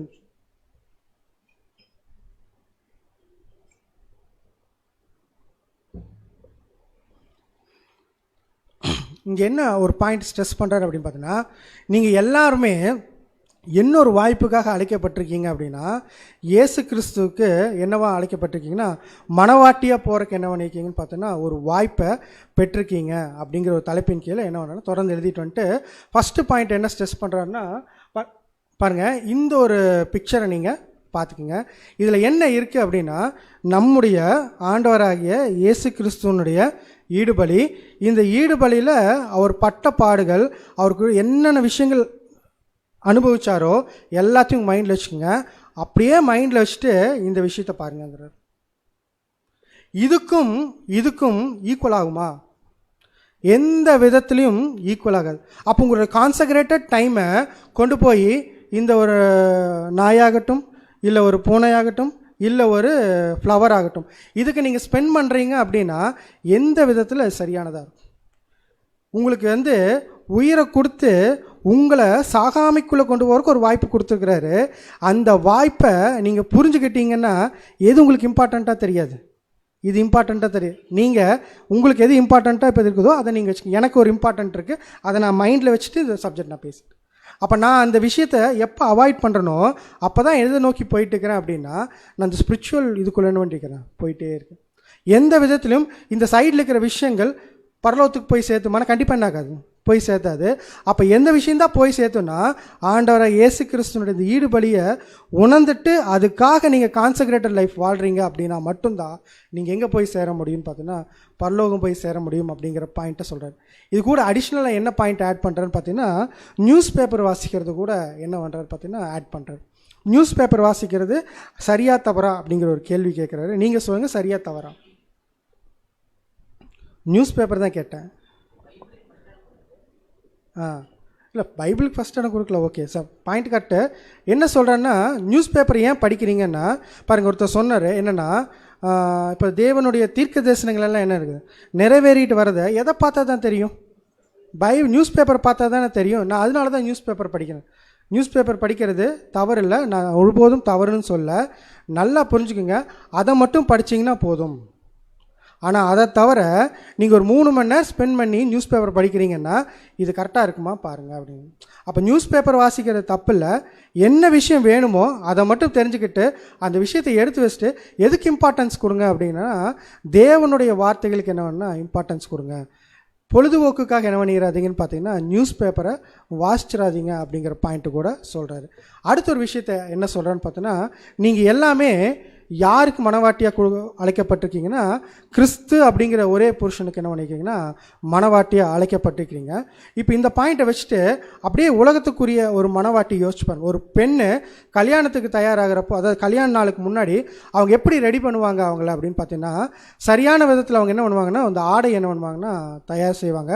அந்த ஆடையில் ஏதாச்சும் பழுது இருக்குமா அப்படின்னா கண்டிப்பாக என்ன ஆகாது. எவ்வளோ ப்ரெஷியஸாக அந்த ஒரு ட்ரெஸ்ஸை அவங்களால வாங்க முடியுமோ அவ்வளவு உயர்ந்த ஒரு ஆடை என்ன பண்ணுவாங்கன்னா வாங்குவாங்க. அடுத்து என்ன பண்ணுவாங்கன்னு பார்த்தீங்கன்னா சித்திர தையல் ஆடை உடையதான் என்ன பண்ணுவாங்கன்னா வாங்குவாங்க. அதே மாதிரி இப்போ நீங்களும் இன்னொரு விஷயத்துக்குள்ளே நீங்கள் ஓடிட்டு இருக்கிறீங்கன்னா, மணவாட்டியாக அழைக்கப்பட்டு ஓடிட்டு இருக்கிறீங்க. நீங்கள் உங்களுடைய பாயிண்ட்டை என்ன பண்ணுங்கள் பாருங்கள். உங்களுக்குள்ள கரை திரை இருக்குது கண்டிப்பாக. அதை நீங்கள் என்ன பண்ணுங்கன்னா சத்தியங்கிற வார்த்தையை வச்சு என்ன பண்ணுங்கன்னா ஒவ்வொரு நாளும் கழுவக்கூடிய பிள்ளைகளாக இருங்க. அதே மாதிரி எப்படி அந்த சித்திர தையாலாடை ஒரு குத்தி அந்த ஒரு பாடுகளுக்குள்ளே போய் அந்த ட்ரெஸ் எம்ப்ராய்டரி அழகாக வருமோ, அதே மாதிரி நீங்கள் ஒரு பாடுகளுக்குள்ளே போகிறப்ப அதை ஓவர் கம் பண்ணி என்ன பண்ணுங்கன்னா உங்களுடைய அந்த ஒரு ஓட்டத்தை நிறைவேற்றுங்க. அப்படி நிறைவேற்றி முடித்தாதான் நீங்கள் என்ன ஒரு கிளாஸுக்கு போக முடியும்னு பார்த்தீங்கன்னா, அந்த ஒரு மணவாளனுக்கு ஏற்ற ஒரு மணவாட்டியாக நீங்கள் என்ன பண்ணணும்னா ஓட முடியும் அப்படிங்கிற ஒரு விஷயத்தை கூட எழுதிக்கிறார். இப்போ நமக்கு ஒரு கேள்வி கேட்கலாம். இப்போ மணவாட்டிங்கிறது ஒருத்தரா இல்லை நிறைய பேரா? 1,44,000 பேர். அப்போ நம்மளுடைய ஓட்டத்தை மட்டும் பார்த்தா போதுமா அப்படின்னா, அடுத்த விஷயம் என்ன சொல்கிறேன்னு பார்த்தீங்கன்னா, ஒன் பாடி இன் கிரைஸ்ட். இப்போ நீங்கள் எல்லாருமே ஓடிட்டுக்கிறீங்க. நீங்கள் எல்லாருமே என்னன்னு பார்த்தீங்கன்னா ஒரே சரீரம். இப்போ இந்த ஒரே சரீரத்துக்குள்ளே மேலே கீழே, நான் மேலே நான் கீழே, அந்த மாதிரி வாய்ப்பு எந்த ஒரு வித்தியாசமும் இல்லை. ஒரே ஒரு பாயிண்ட் மட்டும் சொல்கிறார். என்னன்னு பார்த்தீங்கன்னா, ஃபஸ்ட்டு கட்டளையில் அதாவது அன்பின் பிரமாணத்தில் ஃபஸ்ட்டு என்னது? முதலாவது தேவனுக்கு என்ன பண்ணணும்? இம்பார்ட்டன்ஸ் கொடுக்கணும். ரெண்டாவது சகோதரருக்கு இம்பார்ட்டன்ஸ். என்ன சொல்கிறேன்னா, இந்த ஒரு சகோதரருக்கு இம்பார்ட்டன்ஸ் நீங்கள் கொடுத்து அவங்களையும் நீங்கள் என்ன பண்ணணுன்னா அழைத்துட்டு வர வேண்டியதும் உங்ககிட்ட இருக்கிற ரெண்டாவது கடமை. ஸோ அஃபெக்ஷன் ஃபஸ்ட்டு யார் மேலே வைக்கணும் அப்படின்னா தேவன் மேலே. அடுத்து ரெண்டாவது யார் மேலே சொல்கிறான்னு பார்த்தீங்கன்னா சகோதர சகோதரி மேலே. அந்த சகோதர சகோதரி மேலே வைக்கிற அஃபெக்ஷன் எதை தாண்டி போயிடக்கூடாது. தேவன் மாதிரி எந்த விதத்தையும் என்ன பண்ணிடக்கூடாதுன்னா மாறிடக்கூடாது. அப்போ தேவன் மாதிரி மாறுறப்ப தான் அது என்னவா மாறுது அப்படின்னா ஐடியல் ஒர்ஷிப்பாக மாறுது. ஸோ அந்த லெவலுக்கு போகாமல் நீங்கள் கட்டப்பட்டு இருக்கணும் அப்படின்னா அந்த அன்புங்கிற விஷயம் என்னன்னு பார்த்தீங்கன்னா உங்களுக்குள்ள பூர்ணமாக இருந்தால் தான் என்ன பண்ண முடியும்னு பார்த்தீங்கன்னா நீங்கள் ஒரே சரீரமாக என்ன பண்ணுவீங்கன்னா கட்டப்பட்டிருப்பீங்க. இப்போ இந்த அன்பில் தளர்வு வந்துருச்சுன்னு வச்சுக்கோங்களேன், என்ன ஆகும்? நான் என் வேலையை பார்க்குறேன், சகோதரர் அவர் வேலையை பார்க்குறாரு அப்படின்னா என்ன ஆகாதுன்னு பார்த்தீங்கன்னா சரீரம் என்ன ஆகாது? சரியான விதத்தில் இணையாது. அப்போ சரீரம் சரியான விதத்தில் இணையணும் அப்படின்னா ரெண்டாவது ஒரு பாயிண்ட் என்ன சொல்கிறேன்னா, தேவன் மேலே எப்படி அன்பு வைக்கிறீங்களோ அதே மாதிரி அடுத்து யார் மேலே அன்பு வைக்கணும் அப்படின்னா உடன் சகோதரர் மேலேயும் அன்பு வைக்கணும். அப்போ அந்த உடன் சகோதரர் மேலே அன்பு வைக்கிறப்ப மட்டும்தான் அந்த பாடி ஆஃப் கிரைஸ்ட் என்ன இருக்குன்னு பார்த்தீங்கன்னா இணைக்கப்பட்டதாக என்ன இருக்குன்னு பார்த்தீங்கன்னா இருக்கும் அப்படிங்கிற பாயிண்ட் எழுதிட்டு அடுத்த ஒரு பாயிண்ட் என்ன சொல்கிறேன்னு பார்த்தீங்கன்னா, இது எல்லாமே எங்கே செய்யக்கூடிய விஷயம் அப்படின்னு பார்த்தீங்கன்னா சரீர பிரகாரமாக இல்லை, எதில் செய்யணும் அப்படிங்கிறன்னா சிந்தையில் செய்யணும். அப்போ இந்த சிந்தையை நீங்கள் சரியான விதத்தில் என்ன பண்ணுங்கன்னா என்ன பண்ணுங்கள், ட்ரெயின் பண்ணுங்கள். அதனால சொன்னோம், அந்த இருதயத்தில் என்ன விஷயம் இருக்குதோ அதுதான் வெளியே வரும். அந்த இருதயத்தில் இருக்கிற விஷயத்தை நீங்கள் வெளியே கொண்டு வரணும் அப்படின்னா உங்களை மைண்ட் என்ன பண்ணணும்னு பார்த்தீங்கன்னா சரியான விதத்தில் அதை நோக்கி, அதாவது என்ன விஷயத்தை நோக்கி ஓடணுமோ அந்த விஷயத்தை மட்டும் ஃபோக்கஸ் பண்ணி பாருங்கள். அந்த ஃபோக்கஸ் பண்ணி ஓடுறப்ப மட்டும்தான் நீங்கள் என்ன பண்ண முடியும்னு பார்த்தீங்கன்னா அந்த ஒரு இலக்கை அடைய முடியும் அப்படின்னு சொல்லிட்டு இது எல்லாமே யாருடைய அன்பின் மேலே கட்டப்பட்டு வந்திருக்குன்னு பார்த்தீங்கன்னா தேவனுடைய அன்பின் மேலே கட்டப்பட்டு வந்திருக்கு அப்படின்னு சொல்லிட்டு வசனம் சொல்கிறார். 1 பேதுரு 1:8. 1 பேதுரு 1:8. அவரை நீங்கள் காணாமல் இருந்தும் அவரிடத்தில் அன்பு கூறுகிறீர்கள், இப்பொழுது அவரை தரிசியாமல் இருந்தும் அவரிடத்தில் விசுவாசம் வைத்து சொல்லி முடியாததும் மகிமையால் நிறைந்ததுமாயிருக்கிற சந்தோஷமுள்ளவர்களாய் களி கூர்ந்து. என்ன சொல்லணும்னா, நம்ம இயேசு கிறிஸ்து காணாமல் விசுவாசிச்சுக்கிறோம். காணாமல் விசுவாசிச்சுட்டு இப்போ என்ன பண்ணிட்டுருக்கிறோம், தேவன் மேலே அதிகப்படியான அன்பை என்ன பண்ணிட்டுருக்கிறோன்னு பார்த்தீங்கன்னா காமிச்சிட்டுக்கிறோம். எப்படி அப்படின்னா அவரோட சாக்ரிஃபைஸ் என்ன பண்ணிக்கிறோம், அக்செப்ட் பண்ணிக்கிறோம். சரி, எப்படி இந்த அன்பு காமிக்கிறோங்கிற விஷயத்தை ப்ரூவ் பண்ணுறது? நான் தேவன் மேலே அன்பு காமிக்கிறேங்கிறத எப்படி ப்ரூவ் பண்ண முடியும் என்னால்? உடன் சகோதரர் மேலே அன்பு காமிக்கும் போது அது மட்டும்தானா? எக்ஸாக்டாக தான். நாம் தேவனுடைய கற்பனைகளை கை கொள்வதே அவரிடத்தில் அன்பு. இப்போ தேவன் கொடுத்த கற்பனை இருக்கு இல்லைங்களா, அதை நீங்கள் கற்பனையை கை கொள்றீங்க அப்படின்னாலே தேவன் என்ன புரிஞ்சுக்குவாராமா, அவர் மேலே என்ன பண்ணிட்டுக்கிறீங்க, அதிகப்படியான அன்பு காமிச்சிட்டுக்கிறீங்க. இப்போ நான் தேவன் மேலே அன்பு கூறுறேங்கிறத எதை வச்சு காமிக்கணும் அப்படின்னா, பாருங்கள், இன்றைக்கி நான் கிளாஸ் வந்திருக்கேன். எதுக்கு நான் கிளாஸ் வந்திருக்கேன்? வசனம் இருக்குது. என்னது? சபை கூடி வருதலை சிலர் விட்டு விடுகிறது போல் நீங்கள். அப்போ நம்ம எதுக்கு இம்பார்ட்டன்ஸ் கொடுத்துருக்கோன்னு பார்த்தீங்கன்னா, இன்றைக்கி கிளாஸ் வரப்போ யாருக்கு இம்பார்ட்டன்ஸ் கொடுத்துருக்கோம்? எனக்கு நிறைய வேலை இருக்குது, அந்த நிறைய வேலையை தள்ளி வச்சுட்டு இங்கே வந்து தேவனுக்காக நான் என்ன பண்ணுறேன்னு பார்த்தீங்கன்னா 1 மணி நேரம் டைம் ஸ்பெண்ட் பண்ணுறேன். அப்போ நான் எதுக்கு இம்பார்ட்டன்ஸ் கொடுத்துருக்குறேன்னா தேவனுக்கு என்ன பண்ணிக்கிறேன், இம்பார்ட்டன்ஸ் கொடுத்து அவருடைய கற்பனைகள் என்ன பண்ணுறேன்னா கை கொள்றேன். இப்போ நான் அந்த கற்பனைகளையும் கட்டளைகளையும் கை கொள்ளும்போது தான் தேவன் புரிஞ்சுக்குவாராமா, நீங்கள் என் மேலே என்ன பண்ணிட்டு இருக்கிறீங்க, அதிகமான அன்பு கூறுறீங்க அப்படின்னு. ஸோ இப்போ இது எல்லா விஷயமுமே நல்லா யோசிச்சு பாருங்கள். எல்லாத்தையும் வச்சுட்டு இப்போ நம்ம உலகத்தில் நான் ஒரு செய்கிற விஷயத்தை நான் நோக்கி பார்த்தேன்னா, இப்போ நான் ஒவ்வொரு விஷயத்தையும் என்ன பண்ணேன்னா கடந்து தான் வந்திருப்பேன் இல்லைங்களா. ஸோ எக்ஸாம்பிள் வந்து பார்த்தீங்கன்னா, எனக்கு ஒரு பிடிச்ச விஷயம் இருக்கும்.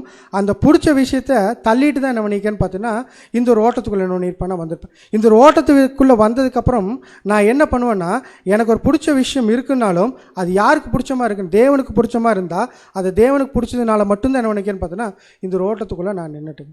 இது எல்லாத்தையும் எப்படி பார்க்கணும் அப்படின்னா, தேவனுக்கு இது ஃபஸ்ட் ப்ரிஃபரன்ஸ் கொடுக்குற மாதிரி இருக்குதா, இப்போ தேவனுக்கு இந்த விஷயத்த முக்கியத்துவம் கொடுக்குற மாதிரி இருக்கா, அப்படி தான் நம்ம என்ன பண்ணோம்னா பார்த்து இந்த ஒரு ஓட்டத்தை ஓட வேண்டியதாக இருக்குது. அதனால தான் வந்து பார்த்தீங்கன்னா சகோதரர் எழுதுகிறப்ப கடைசியாக அந்த ஒரு பத்தியில் அவர் எப்படி எழுதுகிறான்னு பார்த்தீங்கன்னா, we love such a one all the more.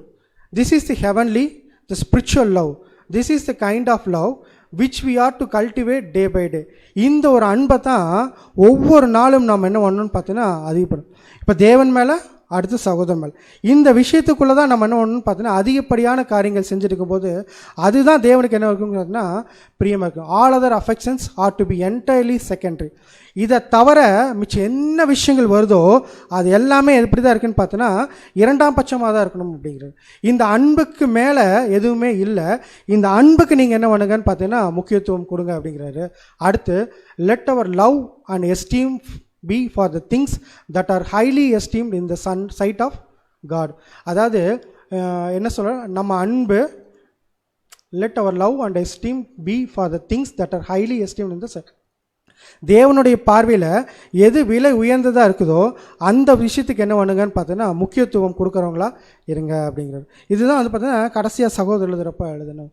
அப்போ நம்மளும் ஒரு விஷயத்தை என்ன பண்ணிக்கணும்னு பார்த்தீங்கன்னா புரிஞ்சுக்கிட்டு பிடிச்சதுனால தான் என்ன பண்ணிக்கணும்னு பார்த்தீங்கன்னா இந்த ஒரு அழைப்புக்குள்ளே வந்திருக்கோம். ஸோ பிடிச்சி அந்த அழைப்புக்குள்ளே வந்த நம்ம கடைசி வரைக்கும் என்ன பண்ணணும்னா இந்த பிடிச்ச விஷயத்த கடைசி வரைக்கும் என்ன பண்ணணும், சரியான விதத்தில் தேவனுக்காக மட்டும் ஸ்பெண்ட் பண்ணும்போது தான் எந்த விஷயத்தை நம்ம வாங்கிக்க முடியும்னு பார்த்தோன்னா அவர் கொடுக்கக்கூடிய அந்த ரிவார்டை என்ன பண்ணணும்னு பார்த்தோன்னா வாங்கிக்க முடியும். நம்ம என்ன ஃபஸ்ட்டு ஃபீல் பண்ணிட்டோன்னா ஃபஸ்ட்டு தேவனுடைய அந்த அன்பை ஃபீல் பண்ணிட்டோம். இப்போ இந்த தேவனுக்காக என்ன நம்ம பண்ணுறோம். ஒவ்வொரு நாளும் நம்ம ஓடக்கூடிய ஓட்டத்தில் ஒவ்வொரு நாளும் காலையில் எந்திரிச்சோன்னே நம்ம யோசிக்க வேண்டியது என்னென்னா, எனக்கு ஜீவன் கொடுத்த தேவனுக்கு நான் என்ன பண்ணுறேன். அப்போ அவர் என்ன கேட்குறேன்னா ஒன்றுமே இல்லை, ஃபஸ்ட்டு ப்ரிஃபரன்ஸ் எனக்கு கொடு, ரெண்டாவது யார், என் சகோதரர் கூட. இந்த கற்பனைகளை நீ கரெக்டாக கடைப்பிடிச்சினாலே போதும். நீ என்ன பண்ணலான்னு பார்த்தோன்னா உன்னுடைய ஓட்டத்தை ஃபுல்ஃபில் பண்ணிட்டு நான் கொடுக்கக்கூடிய அந்த ரிவார்டு என்ன பண்ணிக்கலாம்னா வாங்கிக்கலாம் அப்படிங்கிற ஒரு பாயிண்ட்டை கூட என்ன பண்ணிக்கலான்னு பார்த்தோன்னா எழுதிக்கிறார். ஸோ அப்போ நம்ம இன்றைக்கி என்ன விஷயத்தை பார்த்துருக்கோன்னு பார்த்தோன்னா, நமக்கும் அஃபெக்ஷன்ஸ் என்ன இருக்குன்னு பார்த்தோன்னா உலகத்தில் இருந்துச்சு. அந்த அஃபெக்ஷன்ஸில் நிறைய விஷயங்கள் நமக்கு என்ன இருக்குன்னு பார்த்தோன்னா பிடிச்ச விஷயங்கள் இருந்துச்சு. அந்த பிடிச்ச விஷயங்கள் எல்லாம் தள்ளிட்டு இப்போ யாருக்கு முக்கியத்துவம் கொடுக்க வந்திருக்கோன்னு பார்த்தோன்னா தேவனுக்கு முக்கியத்துவம் கொடுக்க வந்திருக்கோம். ஏன் தேவனுக்கு முக்கியத்துவம் கொடுக்க வந்திருக்கோம் அப்படின்னா, அவர் தான் நமக்கு என்ன பண்ணிக்கான்னு பார்த்தோன்னா ஜீவன் கொடுக்கறதுக்கு தன்னுடைய குமாரனை கொடுத்து என்ன பண்ணிக்கான்னு பார்த்தீங்கன்னா இந்த ஒரு வாய்ப்பை கொடுத்துருக்காரு. அந்த வாய்ப்பு கொடுத்த தேவனுக்கு திரும்பவும் செலுத்துறதுக்கு நமக்கு என்ன இருக்குன்னு பார்த்தோன்னா நம்மளுடைய நேரங்களாகட்டும் தாளந்துகளாகட்டும் மிச்சம் எல்லாம் என்னென்ன விஷயங்கள் இருக்கோ எல்லாத்துக்கும் ஃபஸ்ட்டு ப்ரிஃபரன்ஸ் யாருன்னு பார்த்தோன்னா தேவனுக்கு அப்படிங்கிற விஷயத்தை தான் வந்து பார்த்தோன்னா இந்த ஒரு சப்ஜெக்டை கூட நம்ம பார்த்தோம். தேவன் தாமே நம்ம அனைவரையும் ஆசீர்வதித்து வழிநடத்துவாராக. கேள்விகள் ஏதாச்சும் இருந்துச்சுன்னா நீங்கள் சொல்லலாம்.